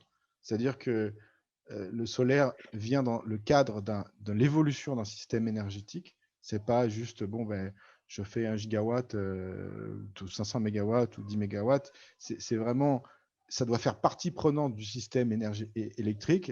Et en ce sens, il y a la question de l'intermittence, de ce qu'on développe à côté, de l'impact sur les autres centrales, etc. Hein, donc ça doit faire partie d'un schéma directeur. La question aussi, la deuxième point, c'est la question de la réglementation et puis l'interaction vis-à-vis des banques. Ça, c'est essentiel. Et donc, la troisièmement, c'est peut-être sur la partie, on va dire, industrie locale et puis, je dirais, industrie, entrepreneurs, etc., projet. C'est bien de réfléchir à quelles sont les conditions qui peuvent permettre je dirais, à la fois d'attirer les investisseurs internationaux, hein, puisqu'il y a des questions de risque, de structuration des contrats de partenariat. Donc, comment est-ce qu'on fait ça? Je donne un exemple, c'est sur les banques. Pour un constructeur, il faut avoir construit peut-être minimum, je sais pas, 100 mégawatts. Vous voyez, pour accéder à un financement international, eh bien, il faut avoir cette expérience. Donc, si en Algérie, vous n'avez pas ça, il faut absolument qu'il y ait des joint ventures. Donc ça, c'est très courant. Et pareil pour des investisseurs. Les investisseurs ne peuvent répondre à des appels d'offres avec des banques nationales que s'ils ont en opération, parfois, c'est très important, c'est 100 ou plus mégawatts. Donc ça, il faut bien réfléchir à ça. Et puis enfin, voilà, c'est comme disait Mouloud, toutes les opportunités industrielles, mais à bien, je dirais, être réaliste et bien les mettre, les connecter par rapport au programme, par rapport à la bancabilité, par rapport à ce qu'on veut faire dans le temps. Voilà, c'en est fini. Merci beaucoup. Merci beaucoup, Karim. Merci. Et finalement, les 3 intervenants ont été extrêmement riches. On a noté beaucoup de choses. J'avais une petite question pour toi, Karim. Tu ne peux pas te débarrasser de nous facilement. Sur la question d'arbitrage, cette question m'intéresse beaucoup. Pas d'arbitrage, pardon, de financement non-recourse finance. Finalement, si une banque refuse de l'attribuer, ce n'est pas bon signe, c'est-à-dire qu'il n'y a pas les bons écosystèmes, si j'ai bien compris. Oui, c'est ça. C'est-à-dire que l'Algérie n'a pas mis en place, et quand elle accepte, c'est-à-dire qu'on a déjà tout mis en place et pour attirer les DFAs, mais il y a suffisamment d'assurance pour que justement elle ne fait pas du non-recourse finance et que la SPV n'est pas sous une épée Damoclès. En fait. C'est un peu ça ce que tu dis. Oui, c'est ce qu'il faut éviter. C'est une situation auquel j'étais confronté parfois. Alors c'est pas nécessairement évidemment dans des grands pays comme Algérie, mais quand même. Je dis que ça existe, et on peut être surpris des fois des pays qui sont confrontés à ça. D'où Leila qui disait les échanges sont extrêmement importants parce que tout le monde part dans sa transition énergétique à faire des énergies renouvelables. Donc forcément, il y a énormément d'expérience à l'international et donc énormément de retours d'expérience. Vous voyez, vous mettez en place un programme et puis vous n'avez pas trop consulté les banques. Et OK, ça va passer. Et puis vient le PPA, le contrat d'achat d'électricité et puis la garantie souveraine. Donc, il y a un promoteur qui a été sélectionné, il arrive autour de la table, et puis on commence un petit peu à discuter des contrats, parce que dans sa proposition, il a mis quelques réserves. Par exemple, clause de ceci de mon contrat d'achat, bof, etc. Mais bon, son prix était intéressant, et puis on se dit, bon, les clauses, on va les gérer. Donc, on négocie ça, et puis on se rend compte, non, ça ne marche pas. On va voir la banque, et là, elle dit, non, etc. Et donc, ce qui se passe des fois, c'est qu'il y a une négociation, une renégociation complète des contrats. Et donc, alors que l'octroi du projet s'est fait, je ne sais pas, en 2012, eh bien, le début de construction va se faire en 2014. Parce que vous allez avoir tout un décalage, tout un retard, en fait, à cause de ça. Donc, mon point, c'était de dire surtout que ça, c'est quelque chose qui se prépare absolument en amont. Ça fait partie de l'appel d'offres et ce n'est pas quelque chose qui a été simplement, je dirais, il faut un cabinet d'avocats absolument. Voilà, mais c'est des choses qui ont été aussi consultées avec les banques à peu près pour savoir à peu près si ça passe. Voilà. D'accord. Et toi et Léla, vous avez parlé d'arbitrage, que c'est l'arbitrage international, c'est une condition sine qua non de faire un PPA. Si on prend Égypte, Tunisie, Maroc, là où il y a déjà des PPA, l'arbitrage, il se fait où? C'est Londres, c'est Paris? Alors là, je ne sais pas si Leïla peut revenir à mon secours. Parce que, en général, ce qu'on dit, c'est que l'arbitrage, il doit se faire dans une zone neutre. D'accord? C'est pas il faut choisir. Je ne sais pas, en Asie, nous, c'est beaucoup la Singapour qu'on a en arbitrage. D'accord. Et je crois que ça dépend en fait du système juridique du pays d'accueil. Si on est dans un pays de tradition civiliste ou un pays de tradition de common law, évidemment, les liens aussi politiques qui peuvent exister entre certains pays, mais on ne va pas faire un arbitrage à Londres pour un projet dans un pays de tradition civiliste. Ce n'est pas forcément évident de trouver des arbitres sur place qui connaissent le droit civil, etc. Donc, c'est vraiment au cas par cas et en fonction de la tradition juridique du pays. Super. Juste, les émissions de crédit carbone, j'ai l'impression que ça influe beaucoup. On peut gagner beaucoup d'argent, enfin, on peut baisser beaucoup le LCOE si on arrive à récupérer les crédits carbone. Question à vous trois. Non, honnêtement, enfin, C'est je sais pas compliqué, si c'est facile, c'est compliqué, un pays comme l'Algérie, d'aller chercher, il faut une agence, on passe par Londres, on passe par Paris, pour mettre en place. Et d'abord, j'ai compris qu'il faut le mettre au tout début du cycle, le cycle de vie du projet. Est-ce que c'est compliqué à mettre en place? Moi, je peux répondre brièvement, mais après, peut continuer, comment dire, préciser. Mais disons, grosso modo, vous avez deux technologies, l'éolien et le solaire. Sur le solaire, le facteur de charge de la technologie, bon, il est ce qu'il est, 20-25%, à voir combien on va atteindre. Et donc, je dirais la quantité de crédit carbone que vous allez pouvoir générer au travers d'un projet solaire, elle n'est pas fantastique, d'accord? Donc, avant, quand le prix de le carbone était peu cher, c'était même pas la peine, il fallait même pas regarder ça.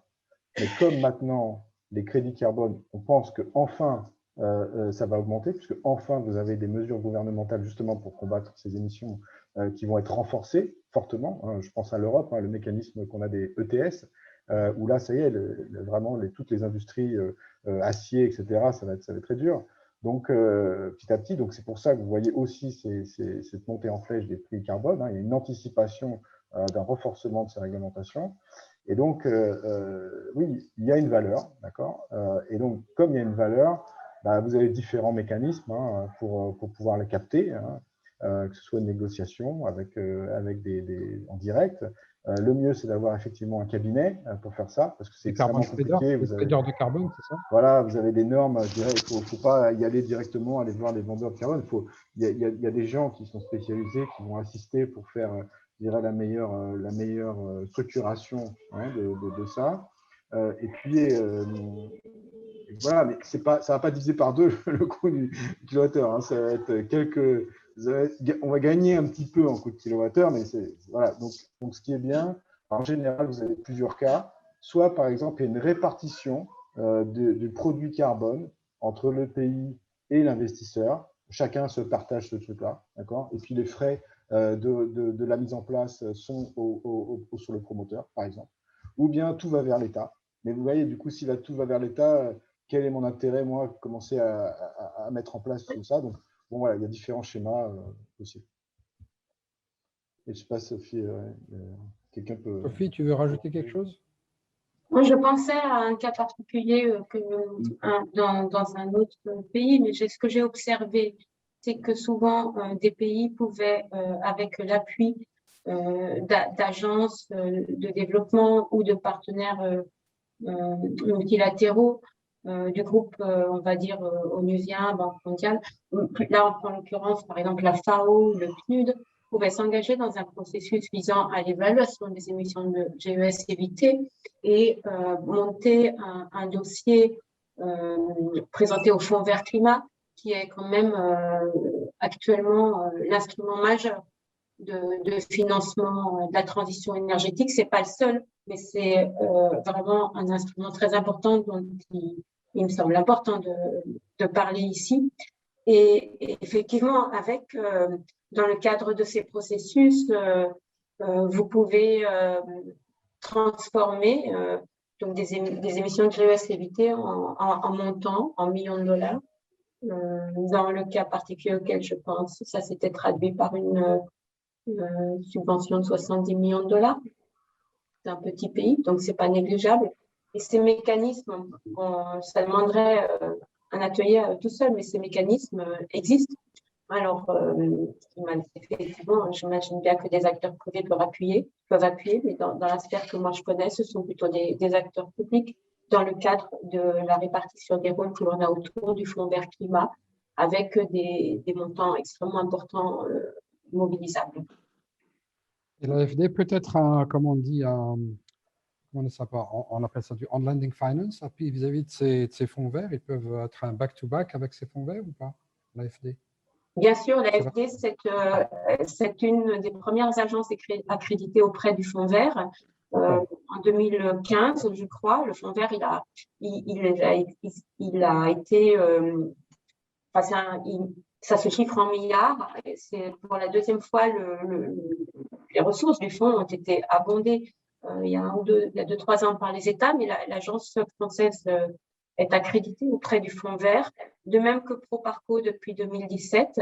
Et il est vraiment très intéressant d'étudier ce que fait le fonds vert parce que tout comme les banques de développement se sont, on va dire, développées, complexifiées, mais le fonds vert climat est également un interlocuteur du secteur privé qui peut aussi être à l'origine de projets qu'il soumet au fonds vert. C'est là une petite part, mais c'est une part qui n'existait pas au début et qui maintenant existe dans les financements du fonds vert.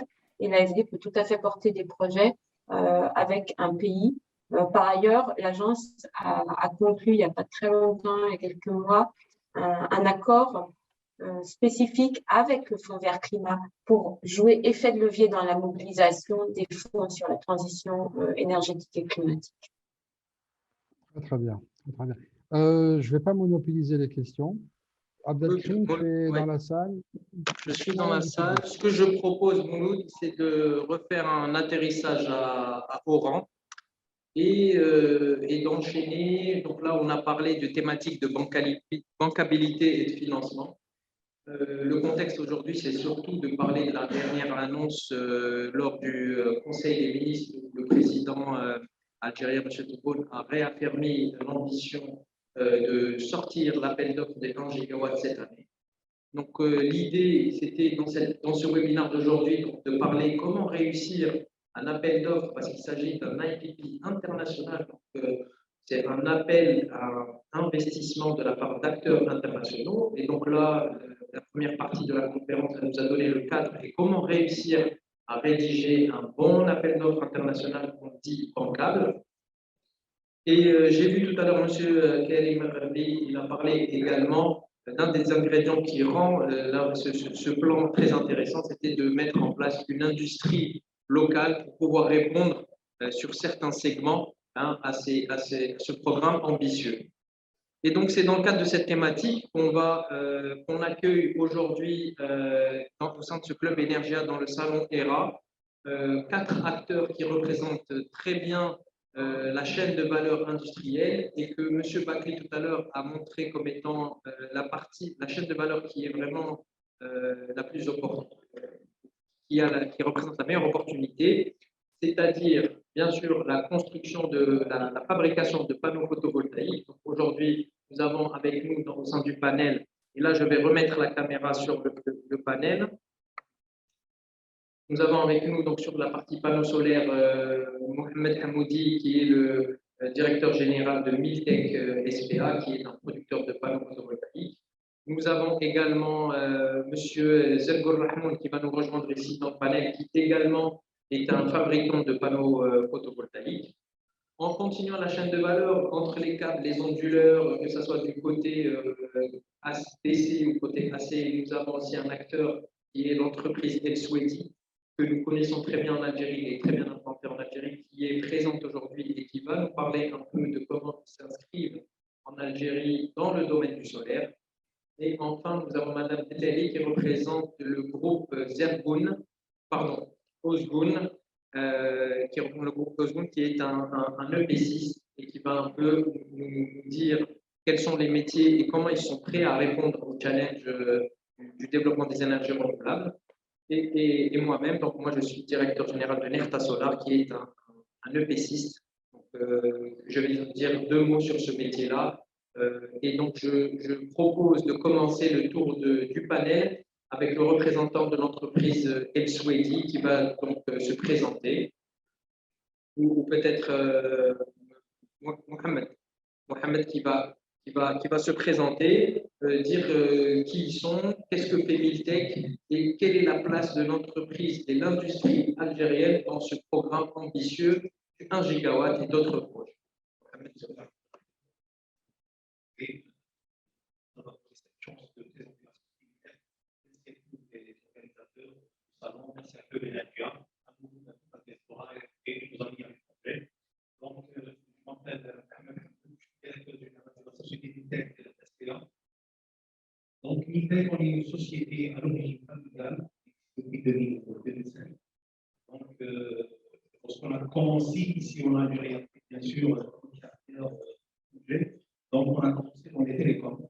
Alors, on a une société de télécommunications. On travaille avec tous ces gens de management, parce qu'on tout le monde qui a un rapport avec la télécommunication, les 3G. D'accord. Et puis, au fil des années, on a vu qu'il y aura de la perspective dans le domaine des énergies renouvelables. L'Algérie pose un potentiel énorme. Comme vous le savez tous, d'ici 2025, si on n'offre pas pour cette option d'énergie renouvelable, donc on doit tout simplement choisir entre exporter le gaz ou bien générer l'électricité qu'on a besoin. Donc, on a dit que ça va forcément démarrer. Et c'est à partir de ce moment-là qu'on a décidé en interne d'investir là-dessus. Donc, l'idée, c'est de réaliser une usine de production de panneaux photovoltaïques. L'usine, elle se trouve au niveau de Chevron et Lina. Donc, à l'est de l'Algérie, on est basé sur l'Algérie. L'usine, elle est ultra moderne, elle a une capacité de 100 MW par an. Donc, en termes de chiffres, ça dépend des panneaux qui parle de 280 000 à 300 000 panneaux par an. On est capable de produire, l'investissement qui dépasse les 8 millions de dollars. Et on a créé 140 postes. L'usine est ultra moderne dans sa génération. On sort qu'elle est à 85%. Elle est sur les normes internationales. C'est parmi les usines les plus modernes au monde. Donc, c'est un consensus qui a réalisé l'usine de fabrication, transfert de savoir-faire, la formation, tout ça. Aujourd'hui, on est à 100% américain. On travaille tous les types de ballons, c'est-à-dire le monocristalline, le polycristalline, le bipascal, le verre, le ratsex, tout ça.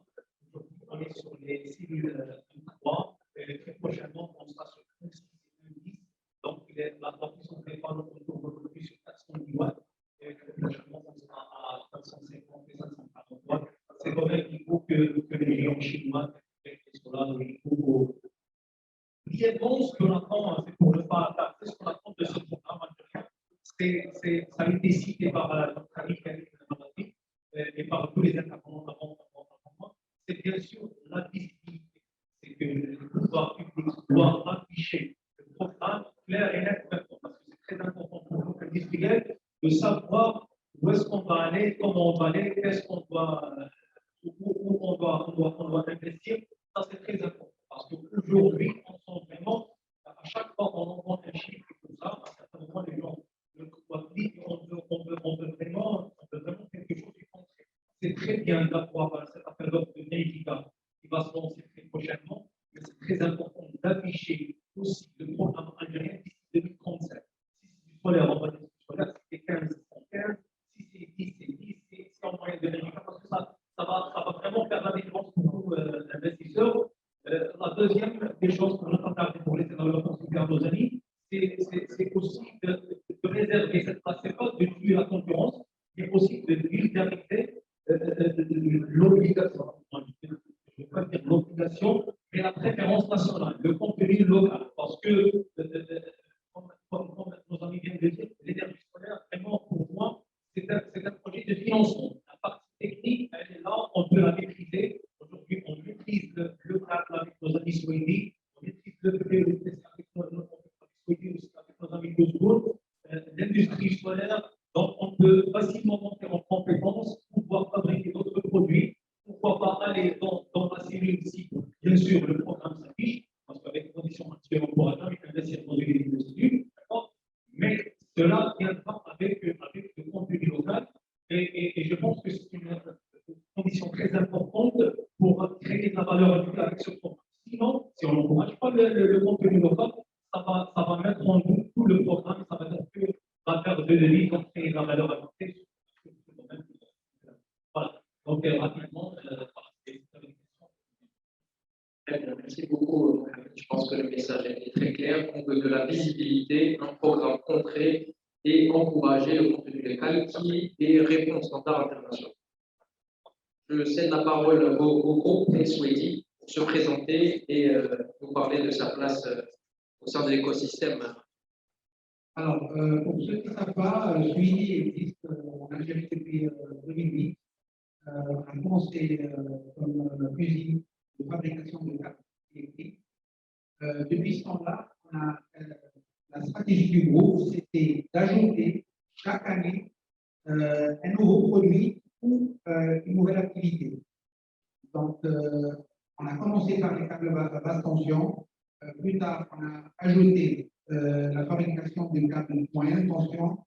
Plus tard, les câbles haute tension souterraine, câbles OPGW. En 2011, on a commencé la fabrication des transformateurs de distribution. Tout ça avec l'accompagnement de notre filiale de projet clé en main, Suidi Électrique, qui est toujours présent avec nous dans les projets clés en main.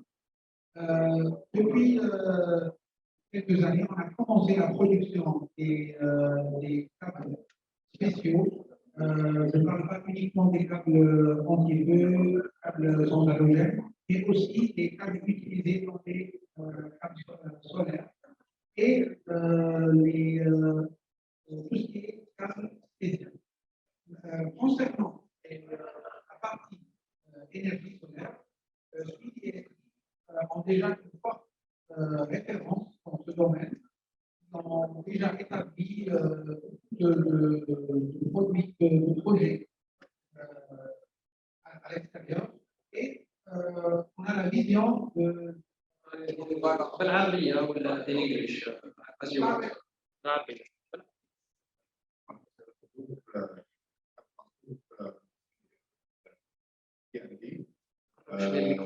قرب شوية. وليه مشروعات شركة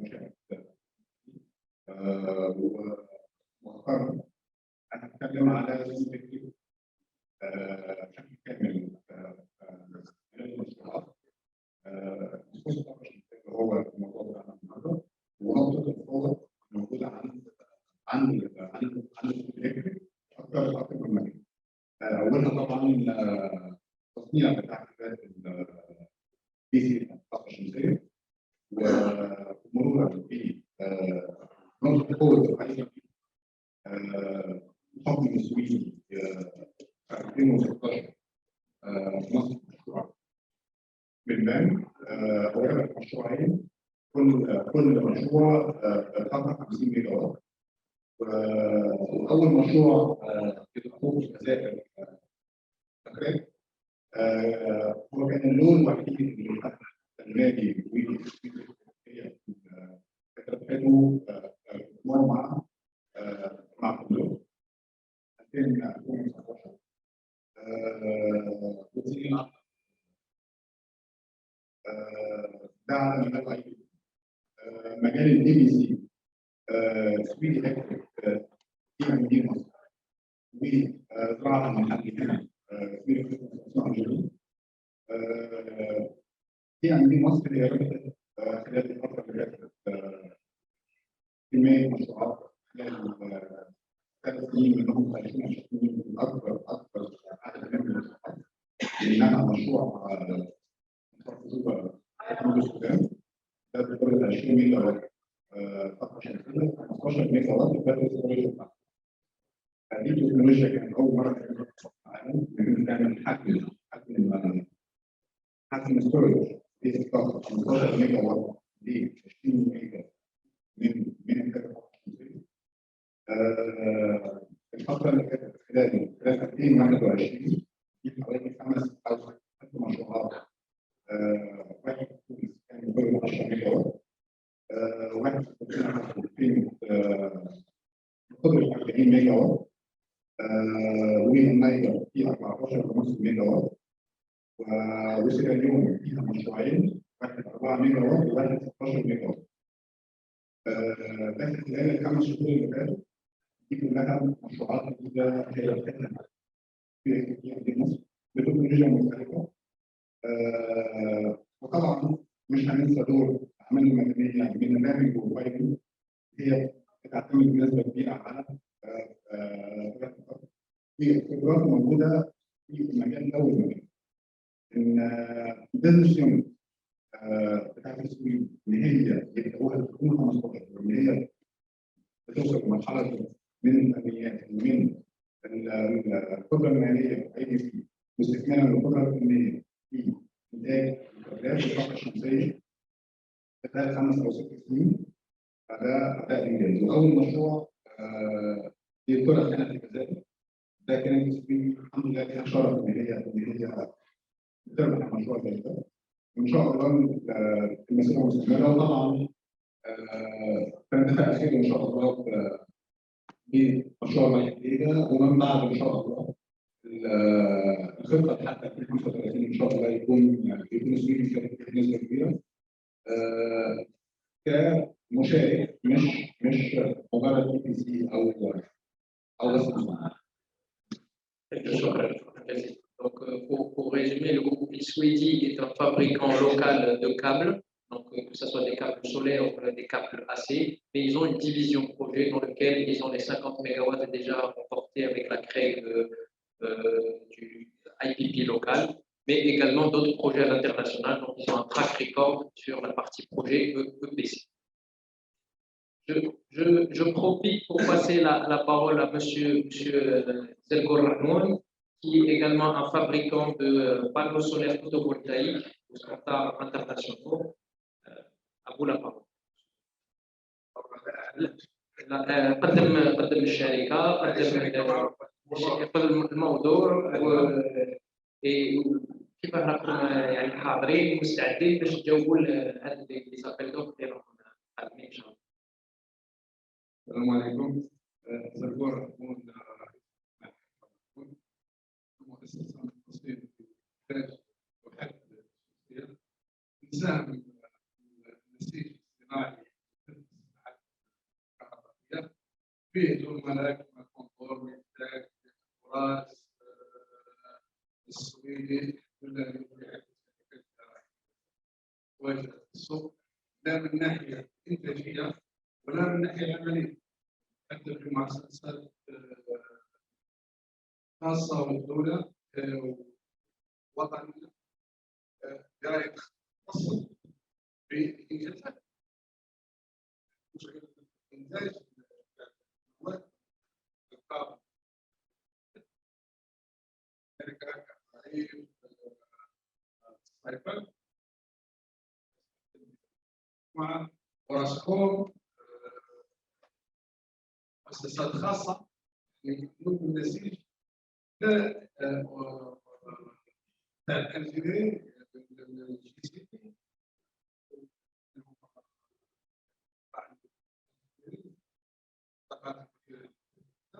وإنجاز المشاريع الكهربائية جدا.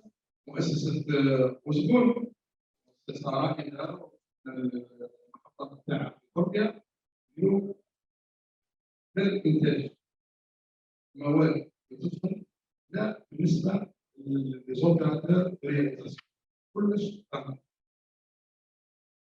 الخبرة السويدي الدولية ما شاء الله إذا كان كنا شفنا في مصر السويدي يعتبر الظهراء يعني هو قال وانا كونفيرم نعمل بعد الاشياء اللي هو فيها صح. اسبوع نفس الشيء رحنا للمزارع الانتاجيه في مدينه قانا ومدينه اسطنبول يعني الاشياء واجده. اليوم وش النيه السياسيه رئيس الجمهوريه طلع ولكن ضغط الناس رايحه تبدا في تجسيد الاقتراح الوطني لازم يكون فيه تغيير. انا نسلك وهاجم ولكن هذا وضع حالي ولازم وكم المشكله الكريتيك ما نعرف نصلحوا ارواحنا نمدح الناس يقولوا في شيخ مش باسكو لو سيرجو الجيريان داروا حاكم اذاعه الهدف ويكريتيكي عنده الحق تجيب جوال 500 مليون يبات سهران صباح ما يديرش ماتش مليح ها واقع هذا نفس الشيء. انا جيجا رئيس الجمهوريه طاحها لازم الرجال اللي يريدوها لا في الجانب الاداري لا في الجانب المالي. des acteurs, des gens de terrain. مش ابيض ظهر وشغل جبنا تلك 6 شهور ولا 7 ها الافيكاسيتي الجر قال عندنا امباكاج تاع 1 جيجا نقسموه على 3 مراحل او 2 3 4 وانا شفنا لان المنبت تجربه الناس استثمرت وجدت دور 5 سنوات وين راه المشكل؟ انا عندي مصنع مسكر تقدر تلقى ودار من بيع 500 ميجا وات ما عندناش هذه حقيقه مش لو كان دوسونا تراك ولا دوسونا الغاز ولا الانسان اللي تحت النظام هناك مستثمرين ارضيه اليوم الطاقه الانتاجيه في الجزائر 400 ميجا ولا 500 قادرين الابيض الضفر هذا الانتاج الوطني نعطيوه بدون من نبورتيوه ماشي السوق الطندس يخرج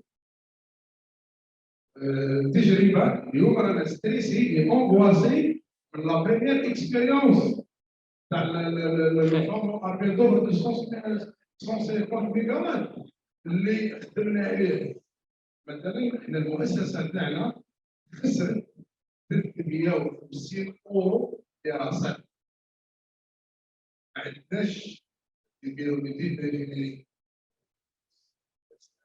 جبنا خبره اجنبيه مش حاجه انسان يكتب لك هذا انجينيرينغ ولا بس لازم يخلص ومن بعد تجي في اون كوميسيون في البلد سي انيلي هذه لازم ندير وقت ونزيدو نذكروا باسكو لازم هذه هو الصح اليوم لو كان انززنا هذيك 150 ميجا وات في وقت معين شحال كان له كيلو وات وشحال كان له بري دو لوميير وشحال كان سعر الدولار هذه بلادنا رانا نديرو فيها زيد لازم نكونوا شويه عطل لا تؤجل عمل اليوم الى غدا رانا فيها وناقصه قال بعد 3 شهور نعاودوها انا في سنين ما تعاودتش الانسان الايطالي ما يحسش بهذا الشيء الاوبيراتور هو اللي يحس باسكو الاوبيراتور لا دراهم لا جاي لهنا من اجل الدعايه ولا المسوق واحد في هذه حقائق رسميه لو كونتور دو لا بونك راه يدور لم اسمه راه يدور ورانا اورتور راك تبيع انت اللي راك فتحت البلح ماكش تبيع باسكو ماكش رايح تبيع صح ولا لا من تبيع عندك 600 ميجا وات وراح تصدقها السوق قاعد يتكسر ما تضمنش 20 ميجا وات بانو كوكي كول وبانو عند الدورو وبانو عند الخيرات ما بيضبط هذا هو الصح وهذه هي اللي لازم نلومها نسميو بعضنا احنا وجدنا على الناس المسؤولين انهم شوفوا بعين الرحمه بعين الرأفه باي عين واش ينطلق هذا المشروع نفس الشيء رانا نعاودوا به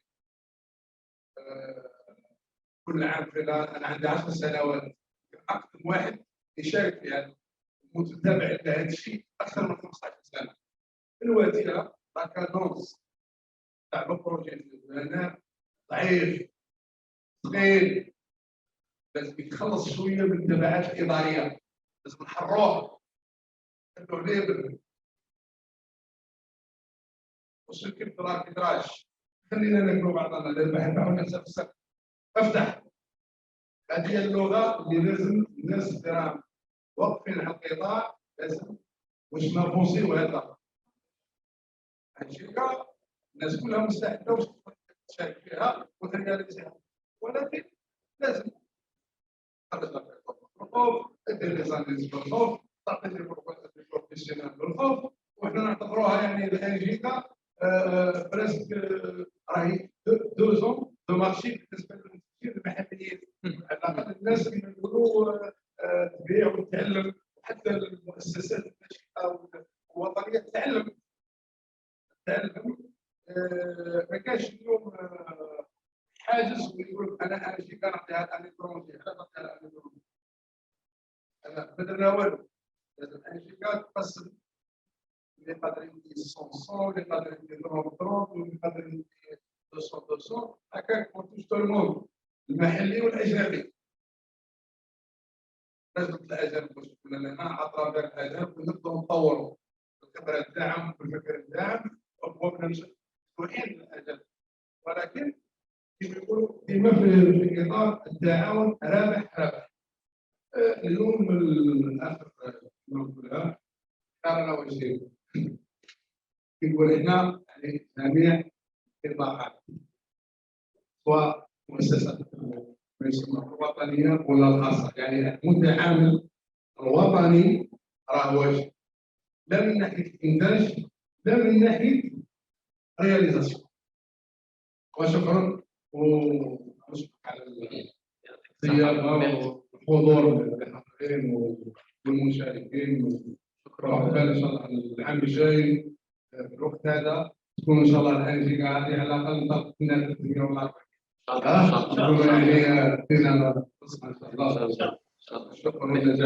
Merci beaucoup, M. Zergoul. C'est exactement, vous avez transmis un message. C'est l'objectif du club Energia, c'est que chacun donne son avis. C'est un think tank, donc chacun partage ses idées, ses expériences. Donc,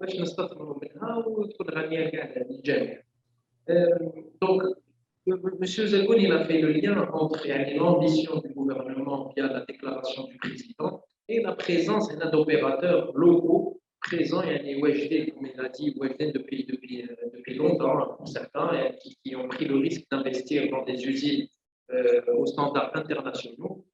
Nous, l'idée aujourd'hui, c'est de faire en sorte que le 1 giga, le cahier des charges, comment il va sortir? Il va sortir pour qu'il soit réalisé, pour qu'il attire les investisseurs. Ici, au Club Energia, tous les experts qui ont intervenu, que ce soit les experts juridiques, les experts financiers, en banque, en technique, se regroupent et on est à la disposition des lanceurs des appels d'offres pour leur donner à disposition tout ce savoir-faire, toute cette expérience à l'étranger pour faire en sorte que le 1 giga qui va sortir bancable, c'est-à-dire qu'il va se réaliser. C'est-à-dire d'une ambition présidentielle, il va y avoir une réalité opérationnelle dans laquelle tous les acteurs algériens présents ils vont se déployer et rentabiliser leur investissement. Pour finir le tour de table, je souhaite passer le micro à Mme Delali qui représente le groupe Osmo. Juste quelques mots sur le groupe Osmo. Merci.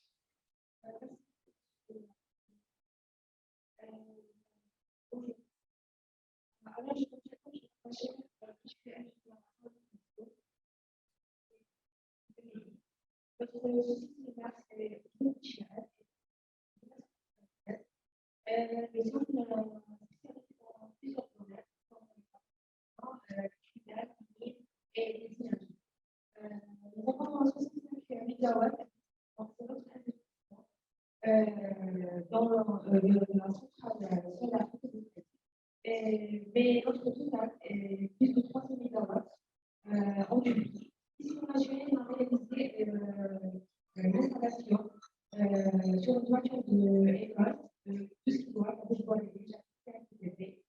Au final, je veux dire que les soldats ils sont très rapides de suivre le programme d'Algérie de l'énergie renouvelable et ils sont aussi très bons. Merci. Très bien, merci beaucoup, Madame Delali. Donc, pour confirmer le tour de table, tout à l'heure, on a parlé de l'expertise. Voilà, on a parlé de l'expertise qui est à l'étranger et à transmettre. Ça peut se faire via des partenariats oui. Donc, moi, je me présente l'international d'Algérie qui est une joint venture entreprise mixte espagnole-algérienne, algérienne-espagnole, qui fait de l'EPC, qui est l'ingénierie, procurement et construction. Donc voilà, aujourd'hui, on voulait transmettre le message que l'industrie locale algérienne, via des partenariats ou sur investissement algérien, est prête à répondre aux ambitions gouvernementales. Le tout est de faire en sorte que les prochains appels d'offres, on apprend sur les erreurs du passé et on construit de véritables appels d'offres qui vont attirer les investisseurs et créer un véritable écosystème et une économie autour des énergies renouvelables en Algérie. Je propose, si vous avez des questions, que ce soit aux acteurs locaux derrière, n'hésitez pas, ou alors aux acteurs virtuels qui sont sur le webinaire, à poser des questions sur les thématiques de comptabilité, de financement ou sur l'industrie locale. Et sinon, je passe le mot de la fin à Mouloud Bakis, de le rejoindre. S'il y a des questions, n'hésitez pas à lever la main. Vous retrouverez l'ensemble des acteurs aussi au sein du salon si vous voulez discuter directement avec eux sur les projets, les partenariats. Juste deux mots.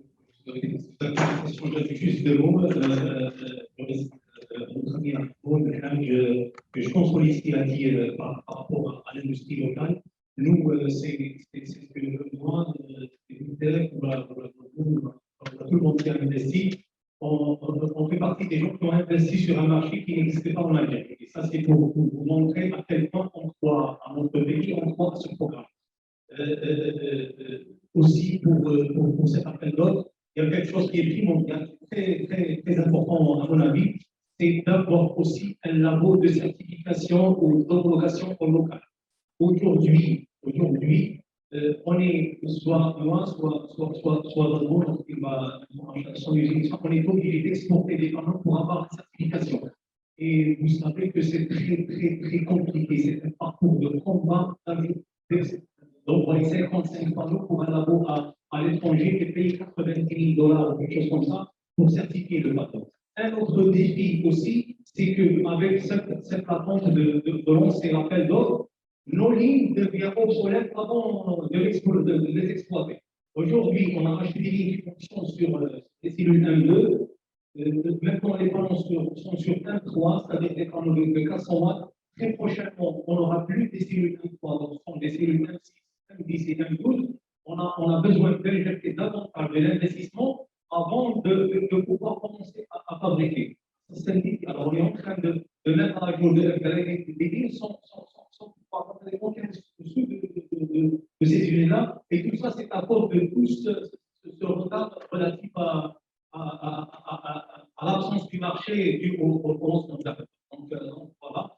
Et le dernier point, et je termine avec, c'est qu'on veut être protégé. Aujourd'hui, bizarrement, en Algérie, on est peut-être le seul pays au monde qui taxe la matière première. Imaginez que moi, lorsque j'importe la matière première, je paye des droits des taxes plus importants que lorsque j'importe un panneau chinois. Donc, c'est comme si ils sont en train de privilégier le panneau chinois par rapport à mon produit local. Ça, c'est un point. Le pire, c'est que lorsque j'importe de la Tunisie, de la gendarmerie, rien contre ces pays-là, mais eux, ils ne payent pas de droits de douane pour pénétrer le marché algérien. Donc, moi, et eux, ils ne payent pas de droits de taxes à leur pays. Donc, moi, je ne pourrai jamais être au même niveau des prix. Et à la fin, ils vous disent que vous vendez plus cher, vous n'êtes pas compétitif, donc ils vendent. J'aimerais bien que lorsqu'on cet appel d'offres, ils doivent écouter à nous, on doit prendre tous ces points en considération pour qu'on puisse réussir ensemble. Sinon, ça va être que des paroles comme d'habitude, et voilà. C'est exactement ce qu'a dit voilà. Merci beaucoup, Mohamed. Mouloud, si tu veux, si vous avez des questions, bien sûr, dans la salle, n'hésitez pas à lever la main ou donner un micro. Et sinon, Mouloud, si tu veux faire un mot de clôture, si tu as pu partager un peu les messages de POR. D'abord, je voulais dire merci à les gens qui nous ont rejoints dans ce club Energia, qui avait une partie très intéressante sur la partie bancabilité. Nous avons eu de belles interventions et c'est une discussion qui est très, très longue. La bancabilité, les sujets des contrats, la solvabilité, ce n'est pas un sujet qui va se traiter en 1 heure. Donc, nous aurons d'autres sessions là-dessus. C'est prévu. Concernant le contenu local, moi, je partage un peu la frustration qui a été exprimée, qui est celle de M. Zelgoun et M. Mohamed Demiltek. Déjà, les lenteurs douanières font que les équipements, on a du mal à les ramener dans les temps. Il faut presque 12 mois, des fois 18 mois pour que l'équipement il arrive en Algérie. Une fois qu'il est là, il faut faire la certification, le démarrage. Et entre-temps, la technologie, elle évolue. Donc, nous, on dit qu'il faut faire du contenu local, il faut faire localement, etc. Et le temps que l'appel d'offres sort, donc les gens investissent, ils veulent se préparer, le temps que l'appel d'offres sort, déjà, on a passé, comme disait M. PDG de Miltech, on est passé de M2 à M3, et on va passer de M3 à M6, M3, et en fait, on subit la lenteur et le retard de la sortie de ces appels d'offres. On l'a subi, on l'a subi. Bon, maintenant, il y a une stabilisation des technologies, une stabilisation des tailles des wafers. On ne dépassera jamais ce qu'on appelle le M10 avant 5-6 ans. Mais entre-temps, il ne faut pas que le gouvernement dise je ne peux pas prendre algérien parce que vous n'êtes pas à jour ou vous n'êtes pas assez. Parce que c'est quelque part la responsabilité, elle est à 90% due à cette lenteur qui est chez nous en Algérie de sortir ces appels d'offres. Bon, maintenant, voilà, ça c'est pour le module. Je pense qu'au niveau structure métallique, on a de belles choses. On a des prix de galvanisation en Algérie qui sont compétitifs. C'est vrai, l'acier noir, il a triplé de prix, mais ça a triplé dans le monde entier. Donc, en Algérie, c'est pour ça il y a quelques expériences d'exportation aujourd'hui en Afrique, parce qu'on arrive à être compétitif. Enfin, moi, je suis ravi de voir notre ami Hachim de El Souaidi. El Souaidi, c'est un tissu local. El Souaidi Export, c'est une belle aventure, une belle success story dans les contenus locaux. Le câble dans une ferme solaire, c'est 12% du coût. Donc, c'est quelque chose d'important pour nous installateurs, nous acteurs qui voulons faire de l'IPP.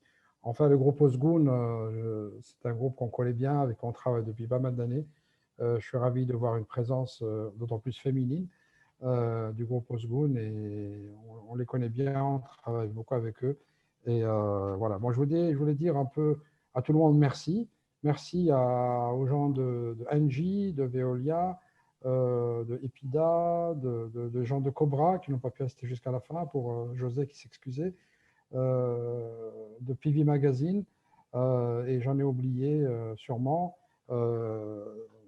Cabinet Auguste et Debussy. Bref, on a eu une belle présence. Il y a eu les gens de IFC qui étaient là. Saïd Boumaza de la Banque mondiale était présent. Voilà, donc bien sûr, il ne faut pas que j'oublie de remercier Madame Aubert de l'AFD. Je pense que l'AFD n'était peut-être pas très connue du privé ou des clubs Energia et autres. Et je pense que vos clarifications, votre prestation va nous pousser naturellement, Madame Aubert, à travailler encore plus ensemble. J'ai pris beaucoup de notes, donc ne vous inquiétez pas, on va vous embêter au sens positif du terme dans les semaines, jours qui viennent. Merci à tout le monde, je vous remercie tous. Et shukran jazilan wa inshallah rabbi laqina fil khair. Merci à tous les participants du webinaire, et merci à tous les présents ici et à nos collègues industriels. Et bonne continuation dans ce salon. Et comme si vous voulez discuter avec les intervenants. Merci à tous. Bonne journée. Merci. Merci.